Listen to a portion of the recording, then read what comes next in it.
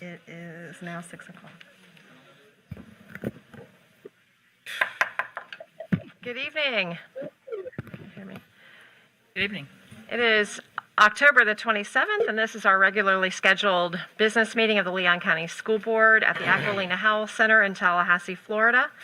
And with that, I will recognize someone to lead us in the Pledge of Allegiance and the thought for the day. Yes, Madam Chair. Thank you, Madam Chair. At this time, I'd like to bring Caitlin Irwin up, and she will lead us in the Pledge of Allegiance.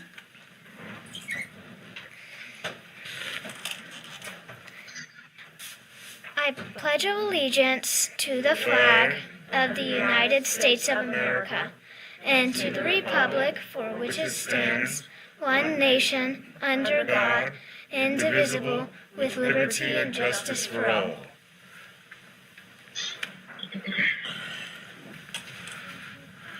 Today's thought of the day is a quote by J.K. Rowling's Harry Potter series by Albus Dumbledore. Happiness can be found even in the darkest of times if only one remembers to turn on the light.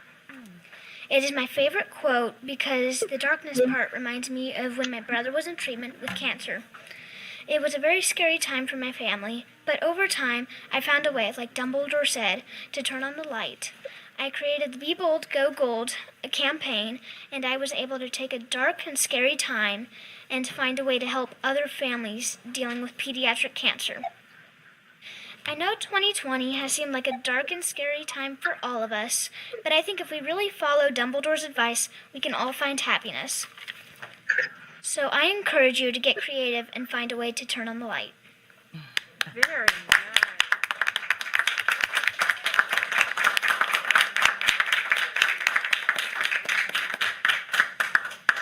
Great, beautiful. We're not quite finished with her yet. So if you want to go ahead and do the changes and additions, then I'm going to bring her back up with her principal, Kim McFarland. Certainly will. Ms. Bowen, would you like to read changes and additions? Yes, Madam Chair, and they are as follows. Item 19.02, the superintendent recommends board approval for the submittal of the school district of Leon County's tentative 5-year facilities work plan for 2020-2021 to the Florida Department of Education, Office of Educational Facilities, DOE, pulled. This item was pulled in order to provide a workshop which will be scheduled on November 16, 2020. Item 2, add item 19.03, the superintendent recommends board approval pursuant to Board Policy 6490 for engaging legal services to file the initial response to the Florida Bar authorized practice of law complaint filed against employee Marlene Feliciano. This item was added at the request of the superintendent. Madam Chair, I move the changes and additions as read. Second. Thank you, Ms. Bowen. Moved by Ms. Bowen, second by Mr. Jones. Without opposition, show those changes and additions adopted. Mr. Superintendent. Madam Chair, this time I'd like to ask the principal of Roberts Elementary School, Kim McFarland, if she would come up and say a few words about Caitlin and the inspiration she's been at Roberts Elementary School, and not just at that school, but throughout the entire Leon County School District with her Go Gold initiative. Hi, good evening. So Caitlin last year came to me and said, I want to do this Go Gold initiative. Her mom and I have worked together. Janelle is the founder of the Hang Tough Foundation, which I'm sure you've heard about before. And so when Caitlin came to me, she wanted to initiate something on our school campus. And so last year, we sold hundreds of dozens of gold donuts in a matter of minutes, and took those funds and we put those funds toward multiple different nonprofit organizations, one of them being Trends Touch, which is one that I'm on the board for. So this year we were sad that we couldn't sell donuts at school. However, Caitlin just took it up a notch and they sold donuts again and sold them to families and then picked them up at Dunkin' Donuts. And the other great part is that the Dunkin' Donuts manager is a friend of ours. He's one of our parents. And so they donated all the proceeds, correct, to Hang Tough. And then they were able to give those to 3 different nonprofit organizations again. Caitlin is a born leader.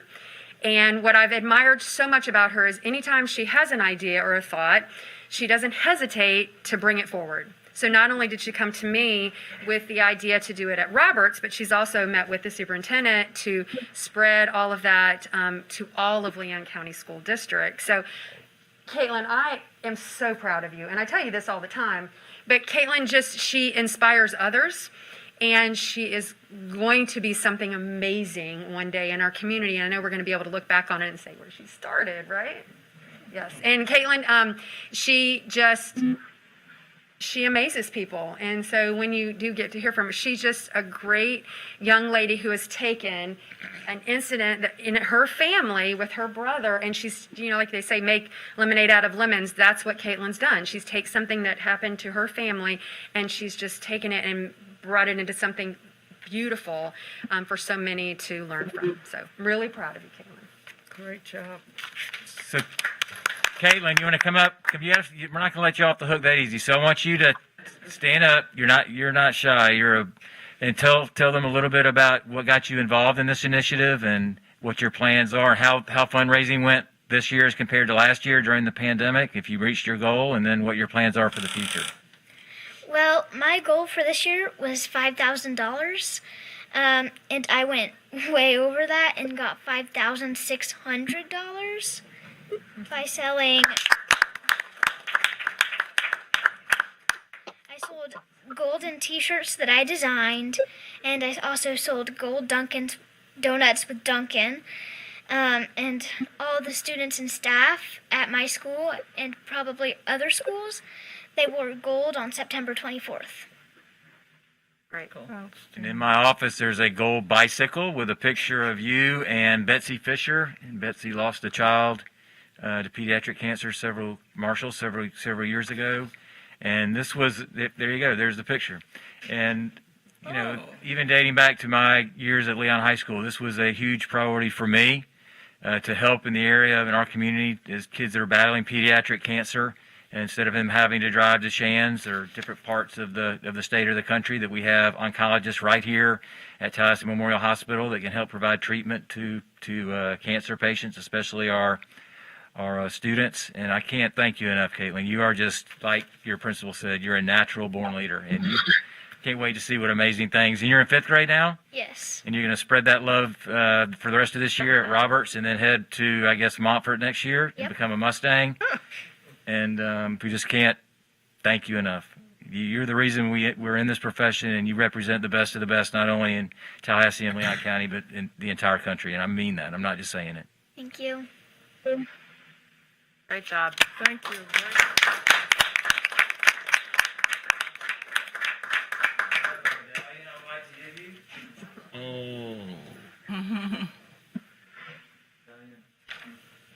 And I would hug you. We'll do a little air hug. All right. Yeah, can we get a picture? Come on.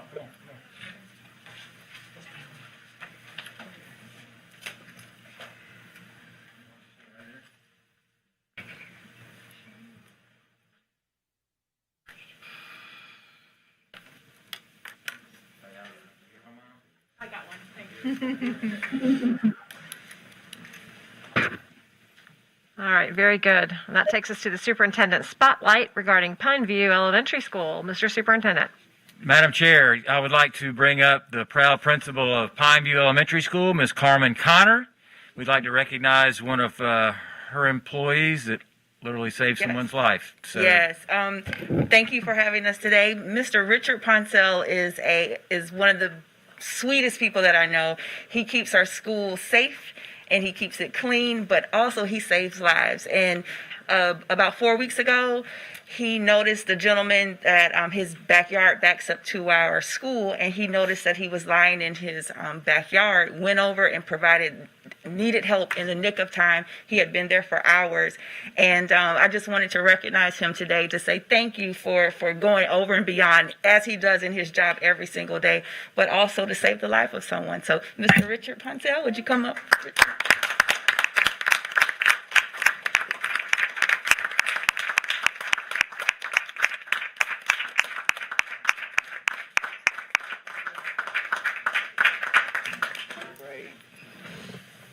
Thank you all so very much. Thank you so very much. I just appreciate that warm welcome. I know I'm at the Leon County School now, the school board, because that is a warm welcome. Where else can you get that but here? And thank everyone. And again, I want to start off by saying, I just want to thank everyone that was involved in having me here for this occasion, this honorary occasion. It means so much to me. It's a privilege and a pleasure for me to be here at this time. And what I have done at this time was just to take this moment out to say some things and call a protocol on the reason why I'm here anyway. And the protocol is going to be this. I want to call out some names for me being here. And I like to say, I want to thank Superintendent Hannah. I want to thank Dr. Jones. And I also want to thank none other than my supervisor, my principal, the go-getter, the aggressor, the one and only. All right. The one and only Miss Carmen Connor. Hey. And her assistant, which is not here today, and that would be Mr. McCann. And I just thank everyone for having me here. And my goal is always reaching out. And you learn that from other people. And since Miss Connors has been at Pineview, she's put a lot of effort, a lot of aggressive effort in showing people how to step up the game. And so far, we're on a game changer. And it's all because of Miss Connors. And I appreciate it, and I'm just so happy to be there. Well, Mr. Poncell, we can't thank you enough, not only for your service to that school, but for saving someone's life in the backyard of that school. Absolutely. And I think it's a family affair. You're not the only one with that last name that works at Pineview. I believe you have a brother that's there as well. Yes, sir. And you and your brother take very good care of that campus and those children, and we are very grateful. Yes, So sir. Thank you. Yes, thank sir. you, And thank you. again, I just want to say, sometimes they say actions speak louder than words. And at the time this guy was on the ground, words didn't do any good, because as I hollered and screamed for him to get up, he didn't move. So I immediately went to my vehicle, had to go around a full block to get to him. And a lot of times in the community, you have to do more than just see something and don't do nothing. It's all about seeing something and doing something and meaning it. You can be a life changer if you only focus on being together and working together. As we all say, we all can do better together. Absolutely. Wonderful.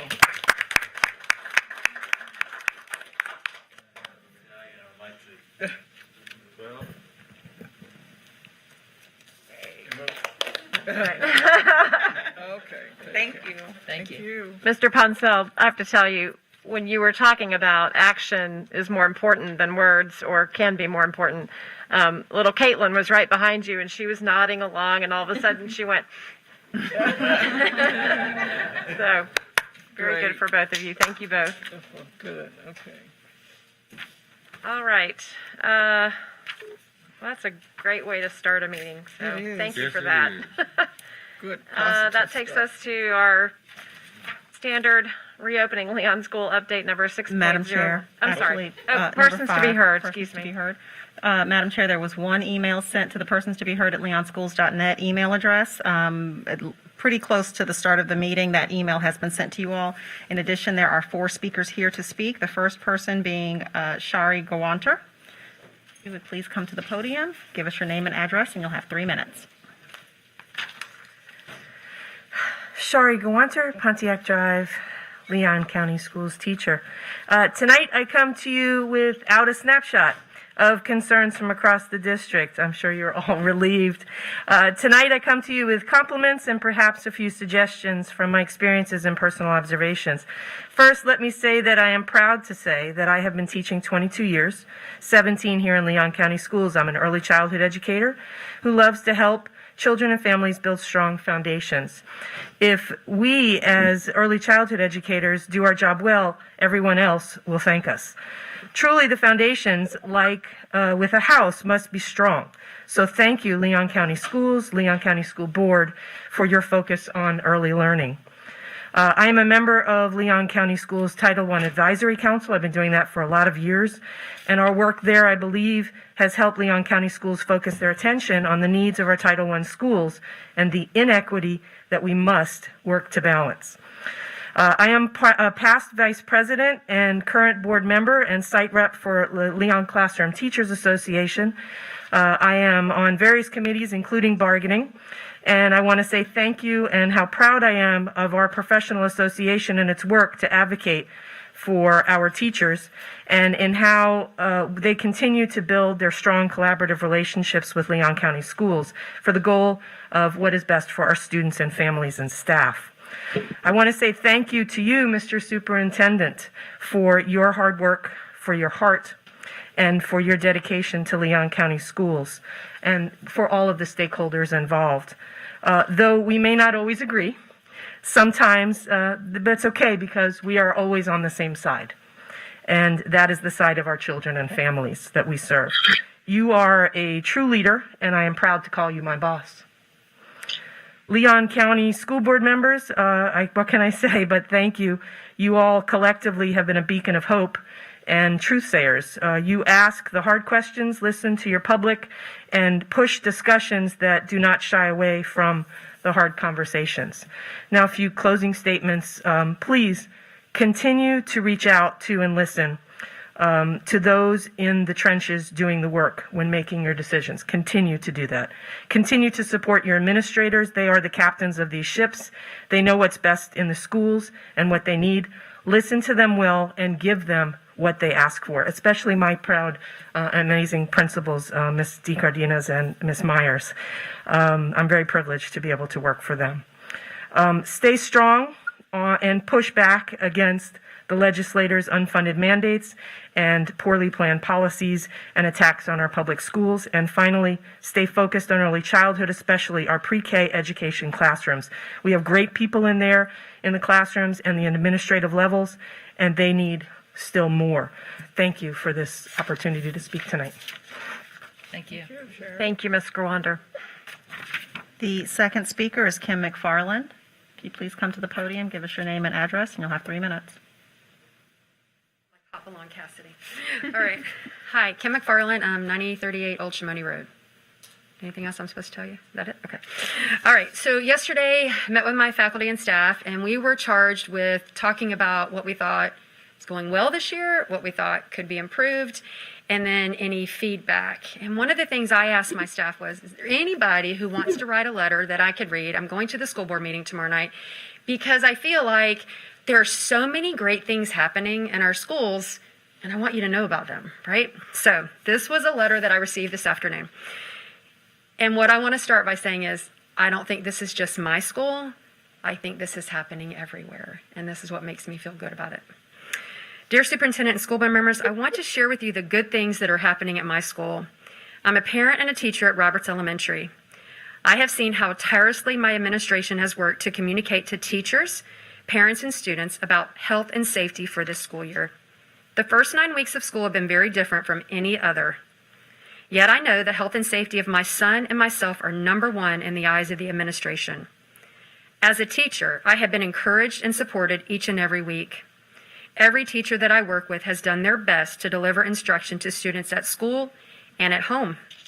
I am in awe of the determination displayed by the Digital Academy teachers that are next door to me as they try to reach through the technology and connect with their students.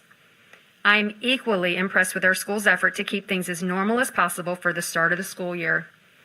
We are physically distant, we wear our face mask, and we sanitize, yet not one student of mine has complained. We have come together as a community to help each other stay healthy.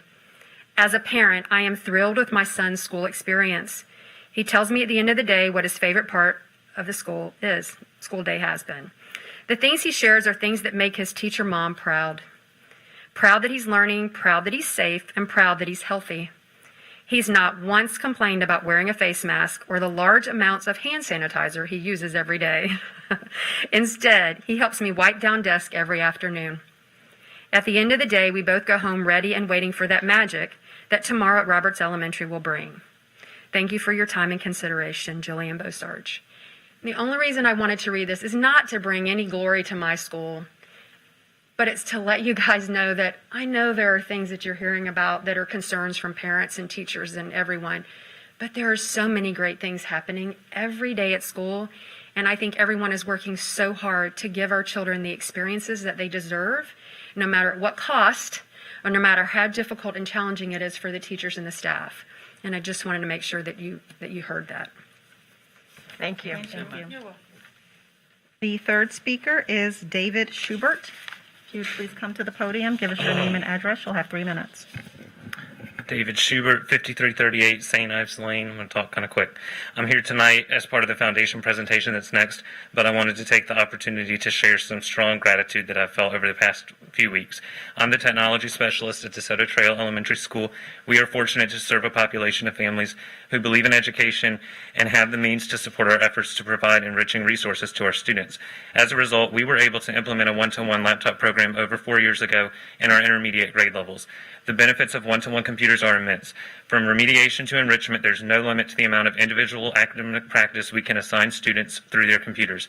Meanwhile, as students manage a personal computer, they learn modern organizational and problem-solving skills.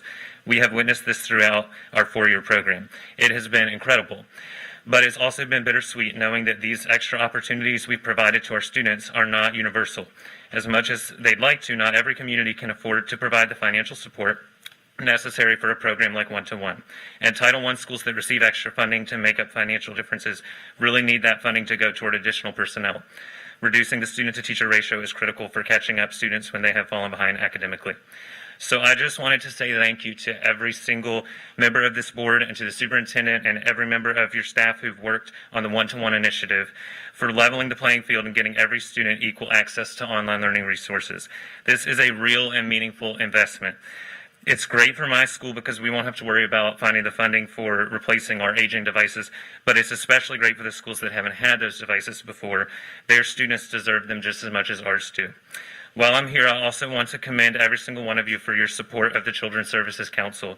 Most school district administrators come from a secondary level, and at times it can seem like the leadership is out of touch with the elementary perspective.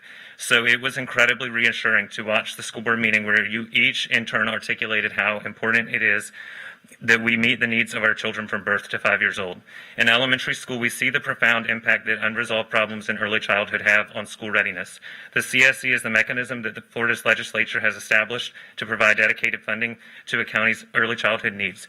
If we wait any longer to establish such a funding source, we will leave today's youngest children behind. So thank you for setting politics aside and lending your influence to this incredibly important initiative.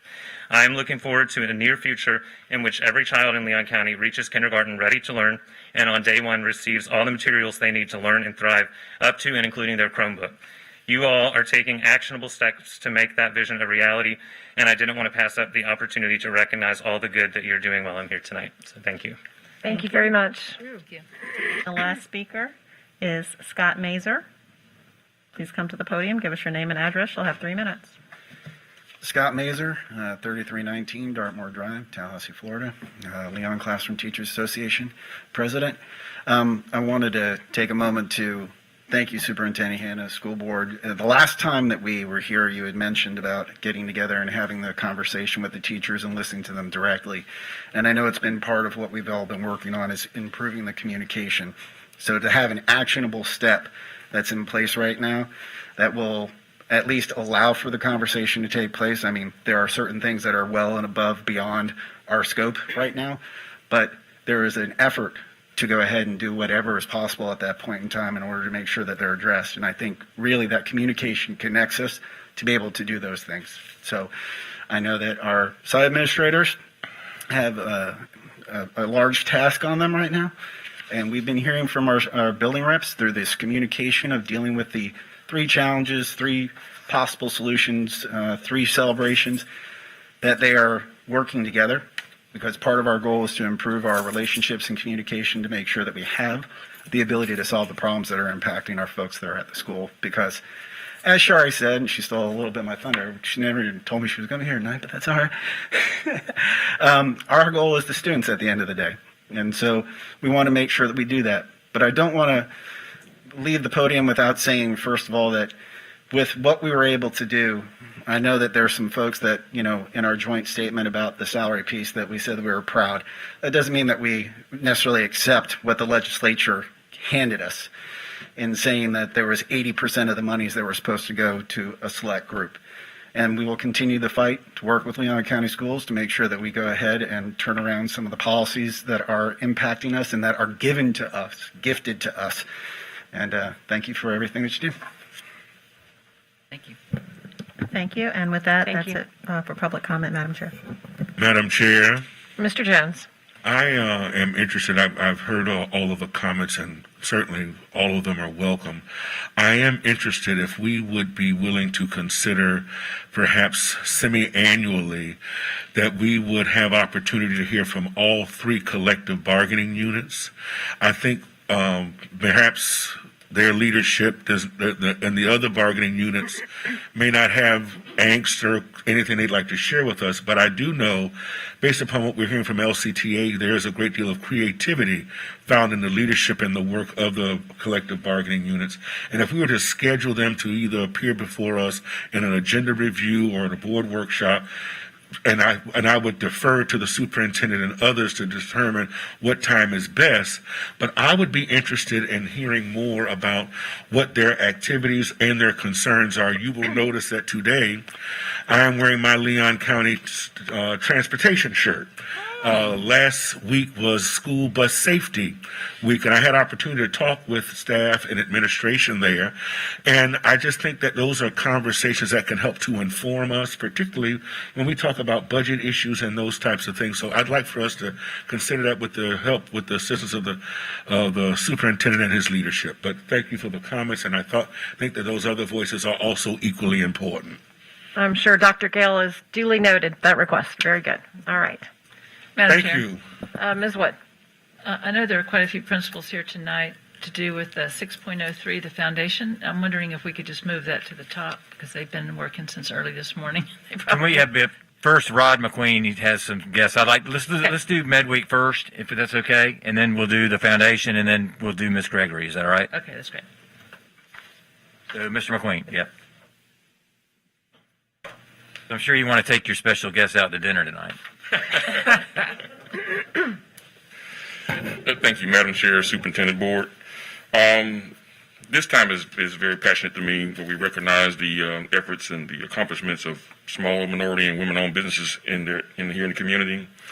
Midweek is typically recognized the first week of October, but due to COVID, and we decided to adjust the time schedule, but we still want to honor these individuals. This year is our 25th annual Big Win Midweek, and I want to make special recognitions to our other committee members, Tarquin Electric, the Big Bend Minority Chamber of Commerce, Leon County, the Tallahassee-Leon County Office of Economic Vitality, the Fairview Small Business Development Center, the City of Tallahassee, and the Capital City Chamber of Commerce. You can see the calendar of events. We've hosted several virtual events thus far. We hold a reception on the Thursday the 22nd where we recognize these honorees, and we wanted to do so here today as well. First, I want to bring up our women-owned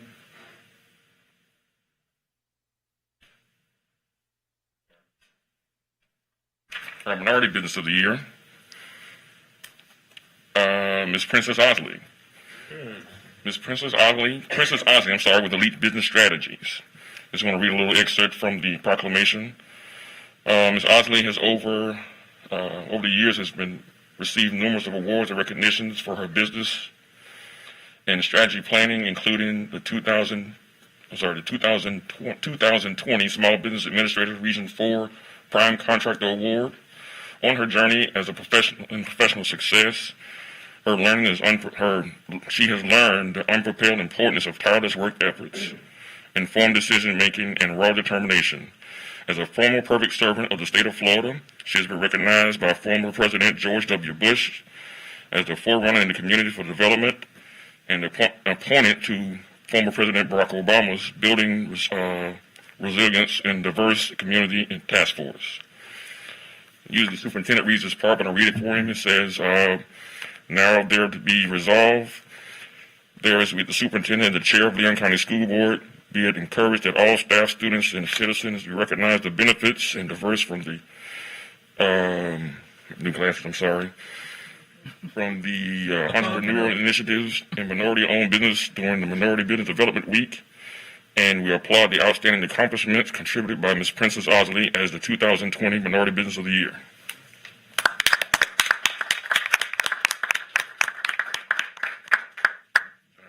Mr. Superintendent and others, as the superintendent comes to make the presentation formally, I too serve on this Midweek committee with the Office of Economic Vitality.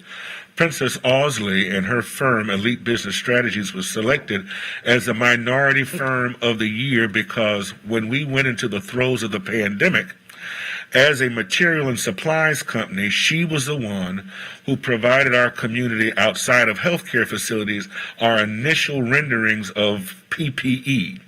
Both the Leon County, the city of Tallahassee, and all of its employees, our initial buy was with Elite Business Strategies. And both restaurants, churches, and others, when they needed their PPE, it was this young African-American businesswoman who made that available in our community.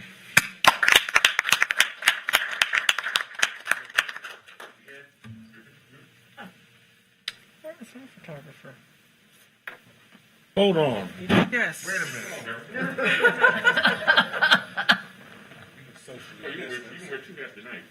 Two hats. Two masks. Head and shoulders. Can this go on the Leon County Schools website? We don't have our photographer here. Make sure.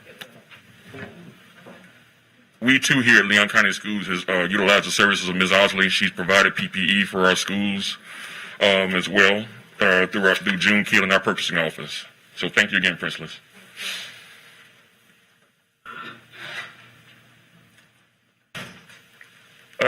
Next, I want to recognize. I'm sorry, wrong one.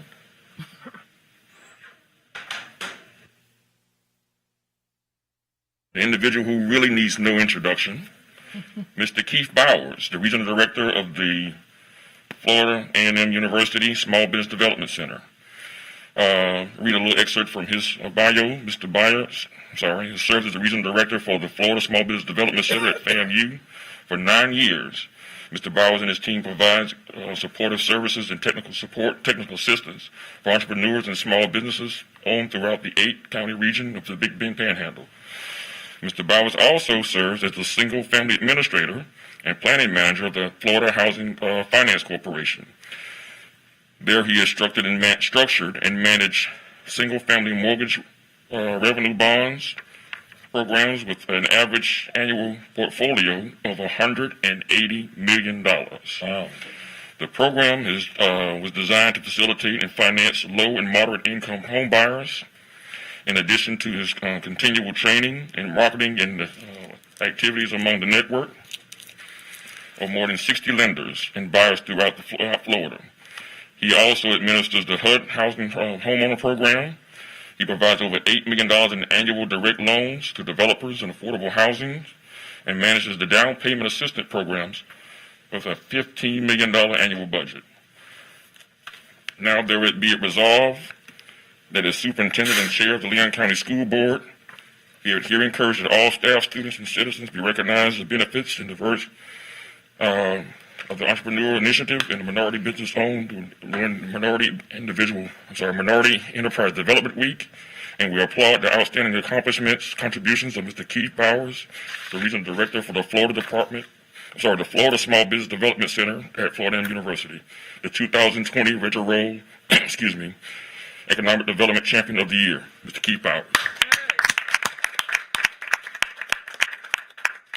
Madam Chair, as the superintendent comes forward, I'd also like to add, we are recognizing Mr. Keith Bowers because, as you'll recall, following the pandemic, when both federal and state and local funds were made for our local business community, it was the FAMU Small Business Development Center and Mr. Keith Bowers who made those funds possible and managed those funds to provide the economic recovery that kept businesses open, kept people employed in our community, and his impact this year during this pandemic has been immeasurable and is indeed our economic development champion.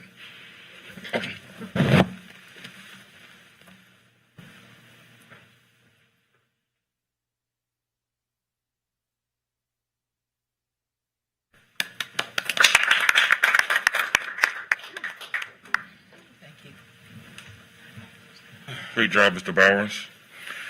And our next honoree, who could not be here with us tonight, Miss Kimberly Rivers of Truline. Truline, excuse me. As our That's how they all knew that company, right? Quick to correct you. And she was our she was our women-owned business of the year. All right. Like I said, she couldn't be here to receive this award, so as a committee member, I accept it on her behalf. Thank you. And Ms. Rivers, as most of you know, is recognized in serving as the second vice chair of the National Cannabis Roundtable. She received her bachelor's degree in multinational business and political science from Florida State University, along with her Juris Doctorate from University of Florida. And now be it resolved that we as superintendent and as chair of Leon County School Board do hereby encourage all staff, students, and citizens to recognize the benefits and diverse from the entrepreneurial initiatives of women-owned businesses during Minority Enterprise Development Week, and we applaud the outstanding accomplishments and contributions of Ms. Kim Rivers of Truleaf as the 2020 Women-Owned Business of the Year.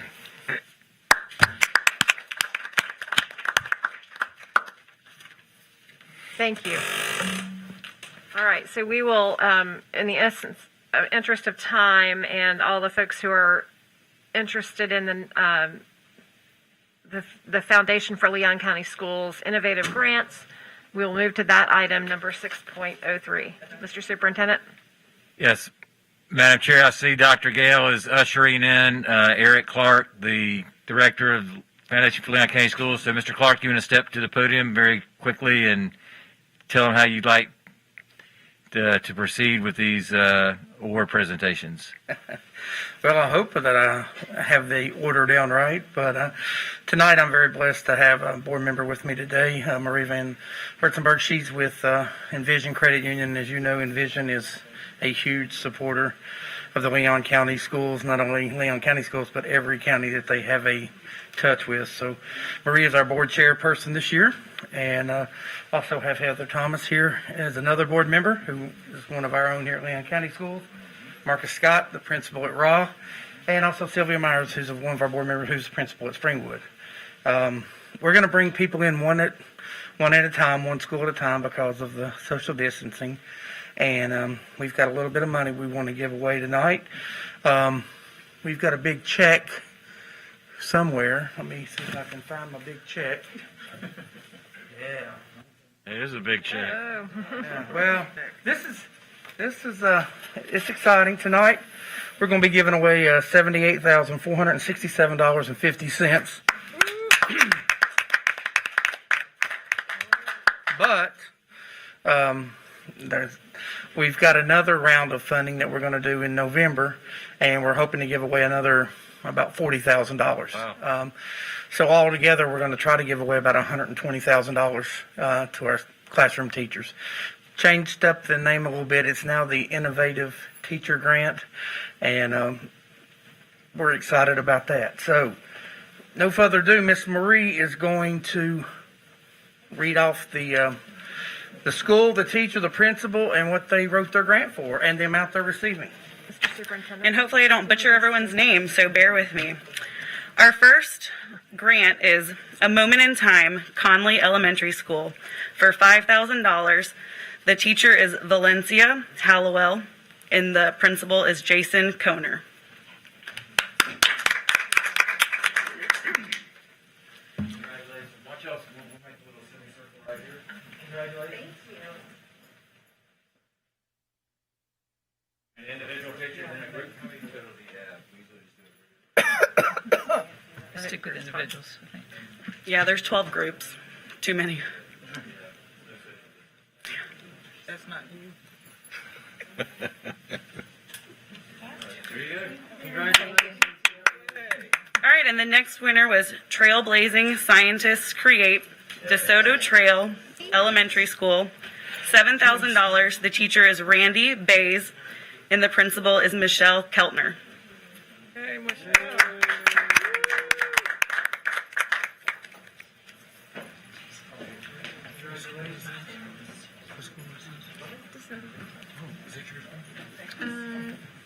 And while they're getting their picture, we have another one from their school, so we might as well read it off. We love to read here, there, and everywhere. DeSoto Trails, $7,000. Principal is David Schubert. And again, Principal Michelle Keltner. Yay.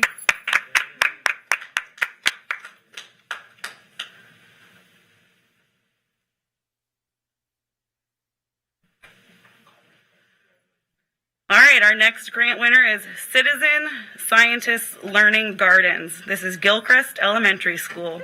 This was for $7,000. The teacher is Jenny Stewart and Principal Scotty Crow. Jenny, where's Jenny? Is she here?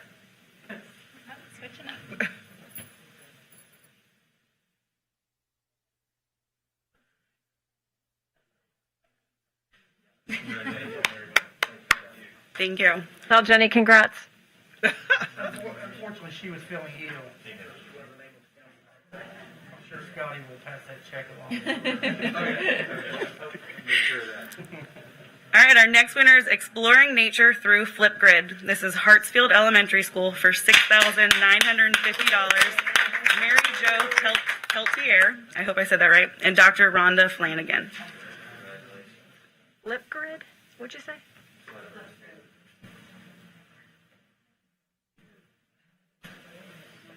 RBG mask. Woohoo! Hartsville! Yeah. All right, our next two grants are both for Carmen Conley with Pineview Elementary School. Oh, sorry. They're both for $7,000. One is Cha-Ching, Building Personal Libraries at Home and Making a Virtual Literacy Connection.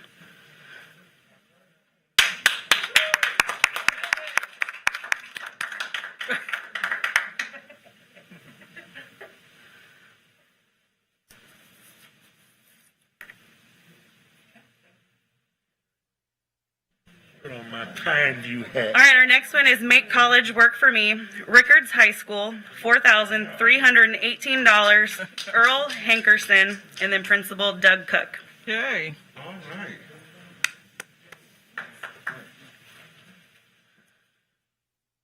Let's hear it for Rick Hall. Congratulations.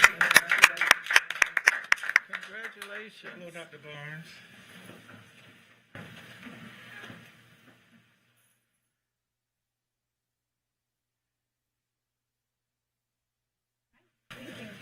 All righty. All right, next we have New Stream Project from Riley Elementary School, $7,000. Teachers Fredline Pierre and Principal April Knight. Yay. Woohoo. Tharp Street Corridor, yes. Hey, Miss Knight. Hello. Congrats. Oh, first year teacher. Wow. Woo. That's awesome. Let's hear that. Oh, Riley Bears.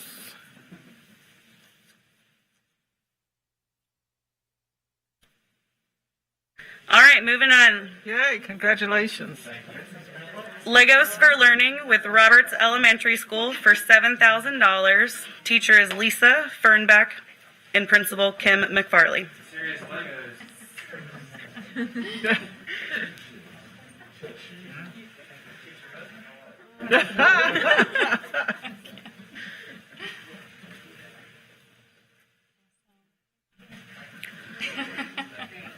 All right. Hey, from Roberts. Positive Behavior Recreation Room, Springwood Elementary School, $6,531. Ryan Doby and Principal Sylvia Myers. And also, while that's happening, she has the last one also, which is 321 Blast Off with Rocket Books for $6,668.50. Veronica, Karen, and then Sylvia Myers again. Hey, Springwood. This is a great program tonight. Yes, it is. Hallelujah. We needed this. It's a party, Ethel. Get by them 601 and go home. Probably not. Is that it?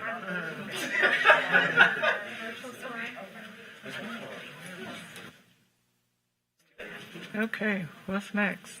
One last thing. This week is our virtual soiree. As you know, we normally have an in-person soiree every year at Goodwood, and unfortunately, we were not able to do that this year.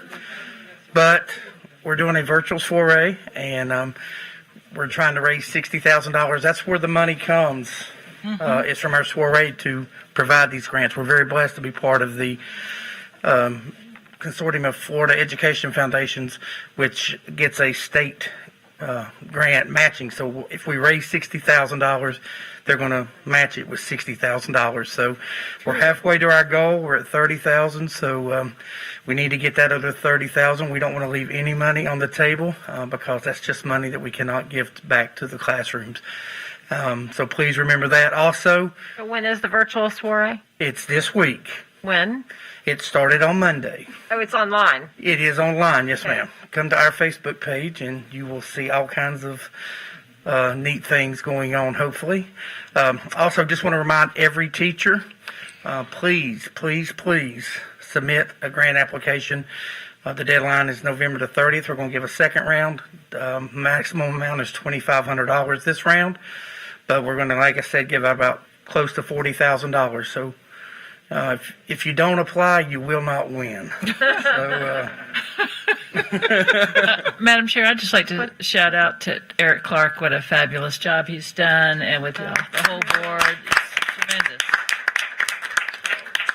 I represent the board for this board, and they work so hard for us, and the Yes. results are clear and magnificent, and go, keep going. And I hope the whole community will hear you and write a check tonight for the soiree for these teacher grants, because that's a really great thing. thank you. This is my first year. I'm finished 1 year here. So, Wow.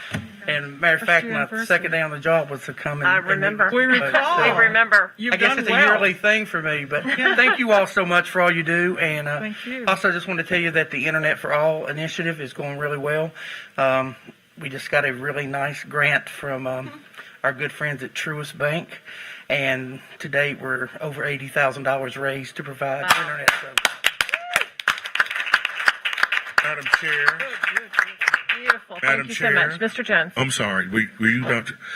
I also want to join Ms. Wood in acknowledging Mr. Clark, the work that the Foundation for Leon County Schools has done for our children, most specifically the impacts that their work has had for our Title I schools as we wrestled with connectivity and access, even prior to our Chromebooks coming here, has been enormously impactful. It has made because of their great work and his advocacy on behalf of our children has made possible learning in areas and for families that would have ordinarily been harangued by the lack of connectivity and access to the internet. And so I just want to thank him for the great work he continues to do and the great work that he will always do. And I ask and invite him personally to please engage with the board more, that we might be a greater asset to the foundation in other ways as well. All right, thank you. Good. Thank you very much. Thank you. And congratulations to his board, who's also with him as well. Yeah, we should have introduced the board Yeah, members there. I see Marcus Scott of Rock. Oh, Rock. the Spring and the principal of Springwood Owls, Miss Yeah. Sylvia Williams Myers. Thank you all. Mr. Superintendent. Madam Chair, our annual weekly update of reopening update, although it's almost been 9 weeks, so we'll to the end of the 9 weeks this Thursday. So that's one reason to celebrate. The first 9 weeks grading period will end at the end of this week. We talked extensively yesterday at our agenda review about numbers and safety issues, and I wanted tonight to really focus on academics and what Ms. Gregory has seen.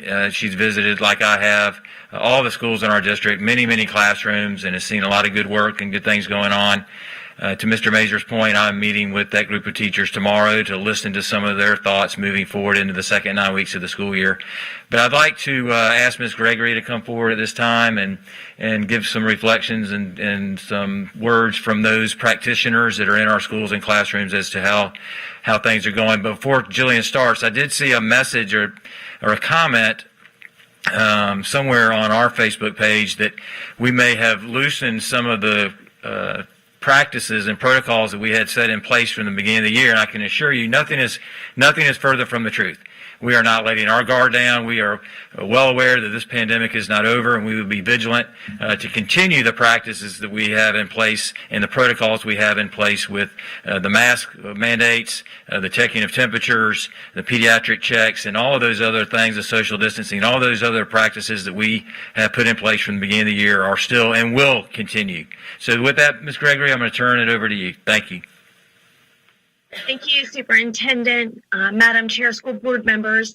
Over the last several months, as we've navigated the COVID waters, you've often asked about updates regarding instruction, and we've kind of wanted to wait until it was the right time. And as we got towards the end of the first 9 weeks, which is this week, as you've heard, we really thought it was a good time to check in and report out at the different levels how instruction is going on our campuses. What I think I've learned throughout this whole process is that two things can be true at the same time, right? It can be true that things are really, really hard, and it can be true that things are going well. And it can be true that some days things are going well, and then the next day things are not going well. But what I can say is that there is amazing, amazing stuff going on our campuses every day. And so what we decided to do this year in our update is a little different than in years past because this is a different year. Historically, when we do this update to the board, we bring in the directors of school improvement like Ms. Marsh and Mr. Seifert over professional learning, and we talk about all the different things that we're doing. But this year, we've asked teachers to come and present what's working in their classrooms and how they've navigated these waters. We have asked for representation from pre-K through primary. I know that Mr. Jones was asking about pre-K earlier. Ms. Strickland and others asked about primary. We've have some presenters on intermediate grades and middle grades, as well as high school, and then certainly our fine and performing arts, and then educational support like we provide for students in need of reading intervention or support with the working through a cohort or hybrid model. So we've got some teachers on deck to present that. I'm going to introduce the principal for each teacher. They're going to say a few words just to kind of give you a sense of who the teacher is. But we wanted to share with you what instruction looks like in Leon County as we navigate COVID. So without further ado, Ms. Bruner, who's our Director of Early Childhood Education and ESC Curriculum, will be presenting a pre-K teacher this evening. Ms. Bruner. Hi, good evening, Superintendent, board members. I have the pleasure of serving our early childhood programs for the school district. And this evening, I have the distinct pleasure of introducing Lindsay Buck. She is a pre-K teacher at Buck Lake Elementary School. She's taught for 11 years in both Title I and non-Title I schools. And so I have to share with you, if you'll remember, just days before the school year started, the Office of Early Learning made a decision to allow a flexible VPK option. And so with that opportunity, we had to shift quickly our staffing and our planning for pre-K education with regards to a digital platform. And so during that time of adjustment and planning, Ms. Buck raised her hand and she said, "I'll do it." And she didn't think twice about it. And she has delivered seamlessly, developmentally appropriate instruction in both a digital platform and a brick and mortar platform. And she's done it really well. So we have 11 dedicated digital academy pre-K teachers, and we have one hybrid because we had a few families that we really needed to take care of through the flexible VPK option. So with that being said, I'm going to turn it over to Lindsay Buck, pre-K teacher at Buck Lake Elementary, to share highlights of pre-K education in both a digital platform and brick and mortar. Lindsay? Hi guys, my name is Lindsay, as Brooke said, and I just wanted to touch a little bit on what I've been doing in the classroom. So I am doing both models. So I'm able to serve the kids in Digital Academy as well as those who are brick and mortar. And it has been a delightful experience so far. So just to kind of touch quickly on what we did, what I'm doing in the brick and mortar setting, is this year we got a new curriculum called Creative Curriculum. And this curriculum is very geared towards hands-on learning and experiences. So through this, typically in a normal school year, we would invite people who are knowledgeable on certain topics and family members and bring everybody into the classroom to kind of share their experiences and their knowledge on the topics we're discussing. With it being a different year, we are fortunate enough at Buck Lake to have had wonderful teachers who have stepped up to the plate and have come down and presented these opportunities to my classroom. So for example, we had Miss Duclos came in and did a puppet show about hand washing and germs, and she was able to introduce that. We were able to go to the cafeteria and meet Miss Shirley, who does the food prep and tells us all about what happens in the cafeteria.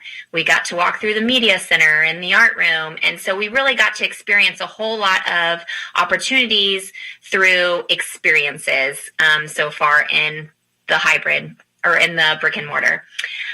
So moving on to Digital Academy, we actually had I was fortunate enough to be on a committee this summer that helped take the creative curriculum and digitalize it so that we could use it for our Digital Academy platform. So being able to kind of step into that hybrid model was very fortunate for me because I had the knowledge of helping to create it. So with the curriculum being a very hands-on experience, learning experience through experiences, we aren't able to provide that as easily to our digital kids. So we have branched out and found virtual field trips, recorded videos, to try to bring those components to life for the kids in their homes. And we have gotten a fantastic response from parents. I can tell you that I have not received one negative statement from our digital platform at this point, which is delightful. And I do feel that we're able to keep them synced. So we're following a pacing guide essentially so that we make sure that those students who are on the Digital Academy platform to begin with, who transition into brick and mortar, are on the same page. So we're making sure that the experiences are as equal as possible across all playing fields. And then the last component that I feel that we're doing in the pre-K world right now is we're doing really well with cultural relevance. So with our new curriculum, we've had the opportunities to really pull in different components of children's home environments. So for those who need a little snippet of what cultural relevance is, really what it is it's just pulling in a child's culture, home life, experiences, interests, and pulling those into the classroom to make what we're doing in the classroom relevant to them. So for example, in the digital platform, we learned all about the letter G this week. So we went on a letter hunt in the house and kids brought back gel. They brought back glasses. One of my kids wears glasses. So that's something that's relevant to him. And it starts with the letter G. And then moving into the brick and mortar platform, we're doing trees study right now. So kids are bringing in things from their home.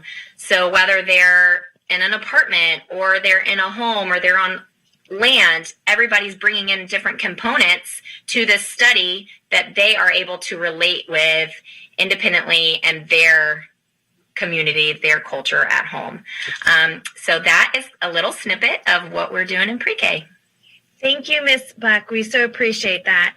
As we move forward, again, we're just going to highlight really quickly, Ms. Anderson, with some of the amazing work that you're doing at Moore in primary with Ms. Topper. Good evening. I'm Carrie Anderson, the very happy and very proud principal of WT Elementary School. I am honored and privileged this evening to present Miss Jennifer Topper, who has been a Mustang for 7 years now, teaching second grade. There is more to more, and it's because of teachers like Jennifer Topper. So without further ado, Miss Topper. Well, good evening. So I am teaching second grade and I am hybrid. So I have both in-person and digital going on at the same time. And I know second grade, they're young.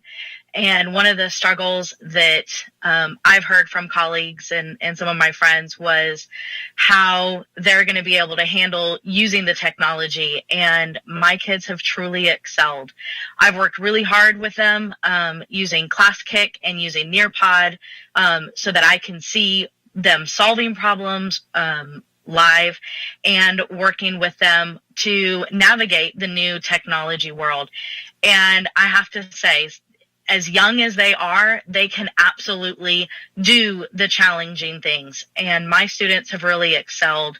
One of the other things that I noticed with my students is they do the exact same thing. So my in-person and my digital are doing the same thing. So I don't have to plan two different curriculums. We Zoom together, we learn together, and we're building relationships together. And I feel like we are one family, whether they are in my classroom or at home. Ms. Topper, thank you so much, and I can attest to that as I visited your classrooms. Mr. Bryan, at Kate Sullivan, can you share with us a little bit of the work that you guys are undertaking in your modified hybrid model with Ms. Sklar? Certainly. Good evening, board members and superintendent. I am Michael Bryan, proud principal of Kate Sullivan Elementary School, and I'm thrilled to introduce to you Miss Samantha Sklar, who teaches both math and science to fourth graders in a modified hybrid format. She's in her third year at Kate Sullivan, and we are definitely blessed to have her in our school community. Ms. Sklar? Hi, so a modified hybrid model means that I am departmentalizing. So my co-teacher teaches language arts and social studies. So what we do is we spend half the day teaching our digital students and then the other half of the day teaching our brick and mortar students. So I have been spending my mornings teaching my digital students, and then the afternoons I'll teach my brick and mortar students. But I will say the fact that the brick and mortar students have their own device has been a lifesaver for this whole hybrid model and this whole return to school process, because we are able to streamline the curriculum so that the brick and mortar students and the digital students are learning the same thing at the same time. And that's been a blessing. And it's also been a great relationship builder in terms of brick and mortar students, because they are really helping me learn and navigate these digital tools, because there's so many things out there. And I've been slowly, trying to implement these things, but I can't do that with the digital students only because I'm trying to keep things simple with them. So with my brick and mortar students, I have them right in front of me. We can experiment together. And that's been fun with Nearpod and the ClassKick and all Flipgrid, everything. And they love helping me. So they're taking ownership of their own learning. And that's been a great experience. And same thing with digital students. They don't have, they don't think that their teacher is a robot. They truly know that their teacher is a human being, because they also see me trying these digital tools and making mistakes and then having to try again the following day. And so they truly see that I'm a human, because I often make mistakes. So that's just some of the things that I've learned from this hybrid model, and it's been a learning process, and I think that it's exciting learning on a daily basis, because every day is a new experience. So it's been great. Thank you, Ms. Sklar. Thank you for that. And then not to forget about our secondary friends, Ms. Hembry at Cobb. I know you're introducing somebody special this evening. I know she has a little recognition as well. Oh, Ms. Hembry, we can't hear you. So I'm going to go ahead. Let me unmute myself. Hello. Oh, wait, can you hear me now? Yes. Yes, you're Hello? good. Okay, good. Sorry, I'm sitting at the Leon High School band concert because my own child is in a band concert tonight. So if we didn't know this, band is still happening and life is still happening outside, which is pretty fun. So I'm introducing Dr. Casey Yu, who is our Teacher of the Year at Cobb Middle School, and I am introducing her as not only a technology coach, but also as our technology coach for our school. So Casey Yu.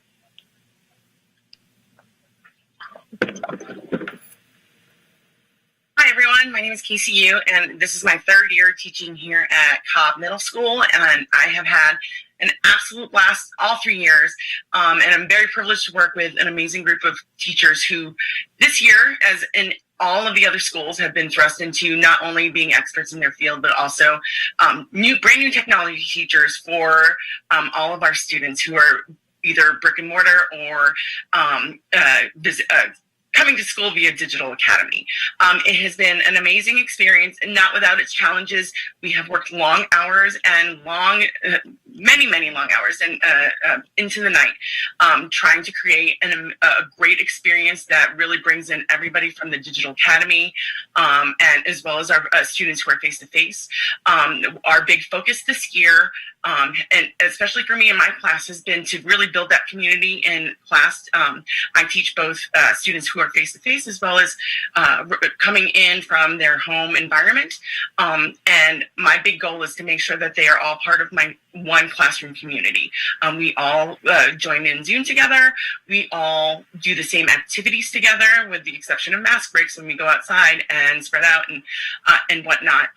But our big focus is on the person and on the relationships that they're building. And so that to that end, I and also many of my colleagues, we will end up doing activities that involve both our face-to-face students as well as our Digital Academy students together. I've done activities teaching students how to code programs by demonstrating how to be a computer, where a student from home will direct a student from face-to-face in small breakout rooms on Zoom, how to create different objects. And oftentimes it doesn't work, which is fine, because sometimes technology doesn't work, which we've definitely experienced. This experience hasn't been easy, but it has been rewarding. What we've been able to do has definitely been rewarding. We have a lot of work to do, and thankfully, at some point, this hybrid duality will hopefully cease, and we'll all be back together again, face to face, in one room. And hopefully, those skills that we have learned, being technology, being much more experienced with using technology, will help further advance our students and make us even better educators than we are today. Thank you. Dr. Yu, thank you. It's been truly a pleasure. Mr. Randolph from Frank R. Nims Middle School. Dr. Bolden, if you're there. Good evening, Madam School Board Member and Mr. Superintendent. I'm Dr. Benny Bolden, the proud principal of R. Frank Nims Middle School. I'm thrilled to present Mr. Kendall Randall, who teaches science to our scholars. He has been at R. Frank Nims Middle School for 2 years, and he is truly a blessing to our school and our community. I have to say that we do celebrate our Teacher of the Year, but he happens to serve as our Teacher of the Month, and we give out one every month because of his continued professionalism and everything that he does for our students. So I present to you all Mr. Kendall Randall. Thank you, Dr. Bolden. Thank you, board members and superintendent, for allowing me to speak with you this evening.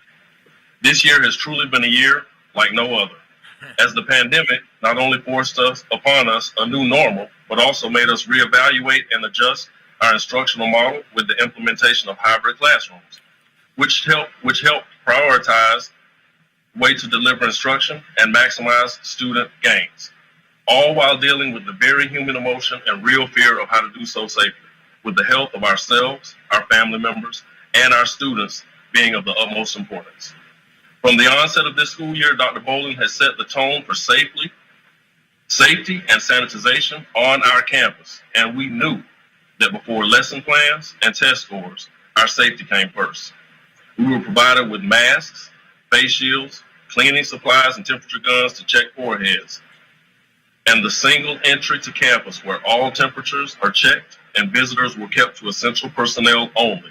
Hand washing and social distancing has kept our campus as safe as it possibly could be, with positivity rates being extremely low. The next challenge we faced was the distance academy half of the hybrid model. We serve a socioeconomically disadvantaged community, as we all know. Our Frank Nims Middle School is located on West Orange Avenue, south side of Tallahassee. In theory, we all thought that giving all of our kids devices and telling them your Zoom class starts at 10 o'clock in the morning, just log on to Canvas and join in, prepared to learn and be engaged in the lesson. Well, that would be really simple. When reality kicked in, we had way too many absences and inactivity from our DA students initially due to their home situation. For example, lack of devices, lack of internet connectivity, lack of technical knowledge in the household, meaning that they were social media adept, knew how to do Facebook, Instagram, and Snapchat. But when it came to navigating the Canvas dashboard and locating the appropriate class due to the block schedule and joining the Zoom session, it was all Greek to them. That's where I have seen true leadership in action here at our Frank Nims Middle School. Dr. Bolden is always encouraging the importance of teacher, parent, and student relationships. Building rapport is key to student success. It was during this previously aforementioned challenge that the relationships we have with the community we serve mattered most. I saw my administrators under Dr. Bolden's guidance go out into the community, knock on doors, make personal contact with our Trojan families. The very next day after they did that, my DA absences were down by 50%. The day after that, down by 75%. And you know what? Helping people is contagious. I saw my administrators in the trenches, and I wanted to get involved even more. Dr. Bolden would constantly encourage us to make contact. Reach 100% of your families, Randolph, he would tell me. And not just sending an impersonal email, but place a phone call. What I found was we, as a faculty here at our Frank Nims, became educators to the entire family, not just the child. Parents would sometimes, through tears, tell my coworkers and I how thankful they were that we took the time to call them, walk them through how to log on, navigate Canvas, explain the block schedule to them, and initiate a mock or test Zoom session while we were on the phone with them. In these challenging times that we're all in, going through this pandemic and the uncertainty that innately comes with it, the culture of positivity, the we can and we will succeed attitude that Dr. Bolden has established here on the campus of our Frank Nims Middle School makes this a great place to learn and work. I'd like to thank the school board and Superintendent Rocky Hanna for the funding to make all of the upgrades and renovations we see here on campus. Our classrooms and our brand new media center look amazing. And I'd like to thank Dr. Bolden for also having the vision to establish the Nims Law Academy. He spared no expense. It looks real good. It's a new wing here on campus, which will serve as a mechanism to give our kids real-world skills and expose them to careers and ideas that will reshape the trajectory of not only their lives, but their family members and community alike. So what I'm discovering through this hybrid model and pandemic is relationships, community. That's what's most important. Thank you so very much. And then we have Mr. Cook, representing, of course, from James S. Rickards High School, and Ms. Cotton, one of his outstanding teachers. Mr. Cook? Good evening, Superintendent and school board members. I have the pleasure of introducing a dynamic 10th grade language arts teacher and my reading coach. Ms. Cotton is truly outstanding and amazing. And so at this time, I would like to go ahead and turn it over to Ms. Cotton so that she can share the hybrid model at James S. Rickards High School. Good evening. On behalf of my principal, Mr. Douglas Cook, James S. Rickards High School, phenomenal faculty, staff, and student body, I thank you for the invitation to speak with you tonight. So upon returning to school, one of the things that I thought of is how am I going to take this abnormal environment, the pandemic, COVID, and make it normal for my students? And so what I did with the help of two great teachers at Rickards High School, Miss Victoria Williams and Miss Shakishma O'Reilly. We came together in the summer and we looked at what did we do traditionally and how can we move that into this new normal, this digital platform. And we created this great list. And with that camaraderie and that collaboration, I was able to start the first day of school with some structure.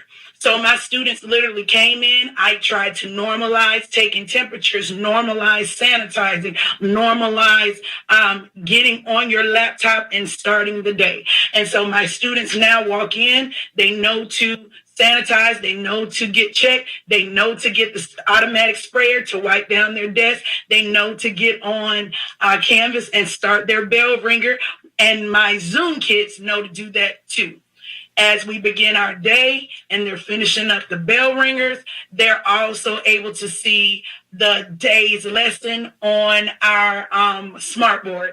And so the kids that are here with me face to face, I'm still engaging with them on the smartboard. The kids that are in Zoom, I'm still engaging with them because we all see the same thing.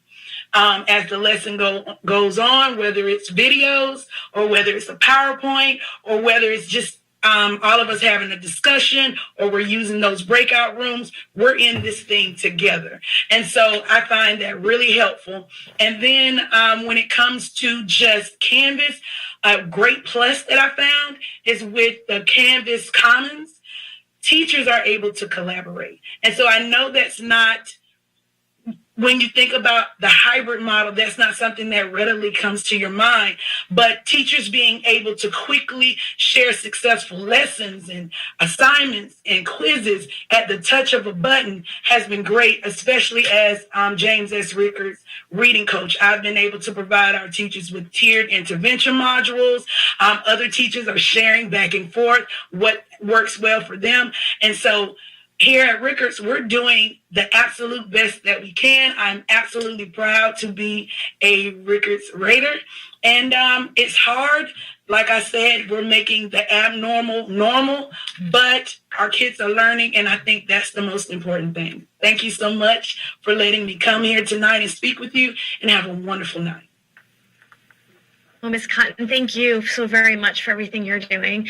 And then we have a hybrid, if you will. Ms. Connor is at the podium in the school board room, and Ms. Connor is going to be sharing with us the work that she's organized on her campus with Ms. Hess to provide reading intervention, right? So this is one of the areas that, as board members, you have asked for updates on over the course of the last several months. And so I have provided, Ms. Hess and Pineview are going to share an elementary perspective, and then we've got a high school perspective coming on shortly after. So without further ado, Ms. Connor at the podium in the school board room. Yes, and good evening again, everyone.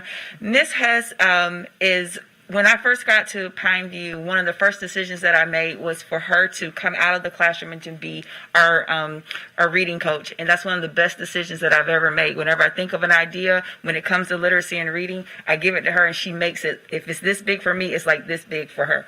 And what has come across the table this school year is how do we provide interventions for our kids, knowing that our kids come to us 2 years below grade level. How do we provide those interventions at school, but at the same time, how do we do it digitally with our students? And I gave that task to Ms. Hess, and she took it to the moon and back. So I would like for her to share how we're providing reading interventions for our kids. And what this means is for every child that gets a reading intervention, they're getting 225 minutes every week of solid reading interventions from her or from two of our other staff members at our school. But she is the person that has made all of this work. Ms. Hess. So one of the things that we're doing for both brick and mortar and digital is we're really using ClassKick, and I know a lot of other teachers have mentioned that. Thank you, Jess, for mentioning it to me, by the way. And with ClassKick, I'm able to have a running record of the students' abilities as they go, so I can see how they're doing on each assignment. I can see immediately as soon as they write something. And especially in the brick and mortar classes, we're lucky to have touchscreen laptops. So I got styluses, and a lot of our kids can actually write on the laptop so that I can see the formation of their letters and see how they're improving over time. They can also record them reading things, so I can always go back and say, oh, we need to work on this sound, we need to work on this word. So, and I'm able to go back weeks back, so I don't have to try to remember those things. We're doing the exact same thing in our digital classes. We're using ClassCake in the same way. The only difference is that we're having them type in their answers. They're still doing the recording, so I can listen to them reading. And so that's kind of our whole outlook, is we want that immediate feedback for our intervention kids, and as well as the data that comes along with it. Sounds great. Thank you. Thank you, Ms. Hess. Thank you, Ms. Connor, for all of your hard work on behalf of our students. Also, we have Dr. Birch from Lincoln High School introducing Ms. Tibbetts about some of the supports they're providing our secondary students. Well, thank you, Ms. Gregory, and good evening, Madam Chair and Board and Mr. Superintendent. Thank you for having us on. I've listened to all the teachers and the principals speaking about what they're doing, and I will just tell you that our teachers are doing amazing things. And I know specifically at Lincoln, I've been so impressed with how our teachers have come to work and embraced the anxiety and the newness, and have done amazing. Someone who's really gone above and beyond for years at Lincoln is Jen Tibbetts, and she's here to talk to you about our ESE outreach and our students that need, specifically Digital Academy students. But Jen has been 27 years in education and over 2 decades at Lincoln. She's been my ESC teacher and a department chair. I moved her into guidance, made her my graduation coach. She's ready to be administrator. She's going to be great wherever she goes. But she is certainly been a big role at Lincoln, and I'm going to turn it over to her and let her talk about what she does daily to support our kids. Thank you, Dr. Birch. My role as Dean of Attendance and Referral Coordinator definitely merged together this year. We realized early on that we were going to have to implement some new strategies to increase engagement and participation of our students at Lincoln through the changes from brick and mortar, or the students in brick and mortar, as well as Digital Academy. So one of the first things that we did was increase communication with parents. In addition to letters and emails and phone calls from teachers, we enlisted staff members to reach out to parents. The students were identified through data and guidance counselors and teachers, and the staff members were tasked with just having open conversations with the parents about how we could better support their student. So the staff members had essentially a support sheet with resources and supports at Lincoln and through Leon County schools in the community, and had open conversations about how we can better reach their children. They made connections for transportation and technology and accessibility, ESE contacts, as well as social emotional supports. At Lincoln, we have counselors and facilitators through Disc Village, New Horizons, Transitions, and the Oasis Center. So we connected parents with these resources. Those counselors serve students through brick and mortar and also through Digital Academy. They adjusted really fast, and we're ready for that from the first of the school year. One other thing we did after a bunch of parent-teacher conferences, guidance counselors and I realized that we have, first of all, amazing teachers, but they really adapted well to the switch to Digital Academy and the block schedule. So we compiled some best practices and shared that with our faculty. And Dr. Birch that is our focus of our professional development this year. So we're off to a great start. And we kind of compiled a list of best practices for our Digital Academy students as well, based on these conversations. So we are sharing that with our faculty and parents and students, and it has supports for them, as well as a whole bunch of technology support on the back of it, on that sheet also, so they can independently reach out and try to problem solve for some of the tech issues that they're having. Even with these changes in place, we still had a significant number of students who were not participating fully at Lincoln. And they were predominantly Digital Academy students, so this was a big concern to us. And we decided to go through the multi-tier system of supports method, which is nothing new. It's basically a problem-solving team based with school-based people and community and district personnel that gather together and meet with the parent and the student. We did some through Zoom, and we did some here in person. And we met to talk about the needs of the student and to come up with some strategies and interventions to best serve that student. So I don't think we're out of the woods yet. I think we still have a lot of work to do, but we have some good strategies in place and an amazing faculty, and we are ready to move forward this school year. Thank you. Thank you, Ms. Tibbetts, and thank you, Dr. Birch at Lincoln High School. And then, another area of focus for us as a district that our superintendent is committed to is the fine and performing arts. So without further ado, Ms. Ricardo from Appalachia Elementary, Tapestry of the Arts, if you could share your teacher and some of the work you're doing in that area. Absolutely. Good evening, board members and Superintendent Hannah. Thank you for having us this evening to hear about some of the great things that our teachers are doing every day at school. I am super proud and excited to introduce to you tonight Miss Autumn Shimonik, who teaches actually a little bit different kind of music class at our school. She is a real go-getter and trendsetter. She came to me with an idea of a way that we can get our students who are littles moving a little bit more, since they're stuck so much inside now with all of our social distancing and eating lunch and all those kinds of things. So I am fortunate and honored to introduce Ms. Shimonik. Hello, everyone, and thank you for this opportunity to share my insight and experiences as a teacher during these very unprecedented times. And thank you, Mr. Cardo, for the warm introduction. The last 3 years previous at Appalachia Tapestry Magnet School of the Arts, I have been the K through 5th general music teacher, chorus, and musical director. And I truly love watching the vital role that the arts play in our students' education and the opportunity they have to express themselves through the arts. So upon our returning to the classroom this year for my 4th year at ATMSA, much of what we did had to change, and that included myself.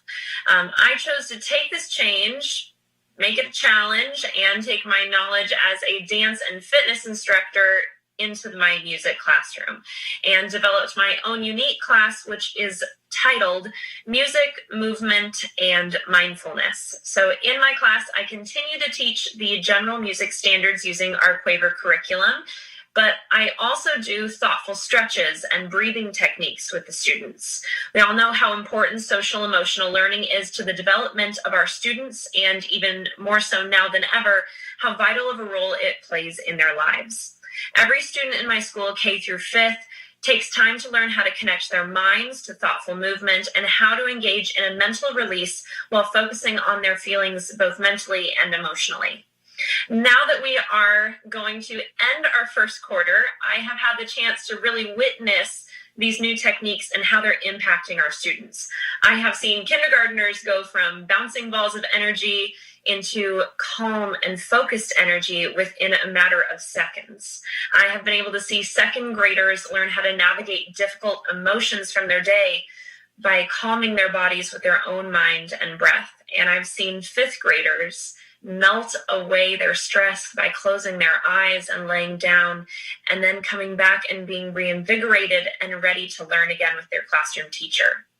I am so excited to continue implementing these practices in my classroom as the year goes on, and I hope that these students will take these lifelong tools with them when they leave me. Thank you again for your time tonight and for allowing me to share this with you. Have a good evening. Thank you so very much. And then last, but certainly not least, is Mr. Edwards and Dr. Dowdy from Fairview Middle School.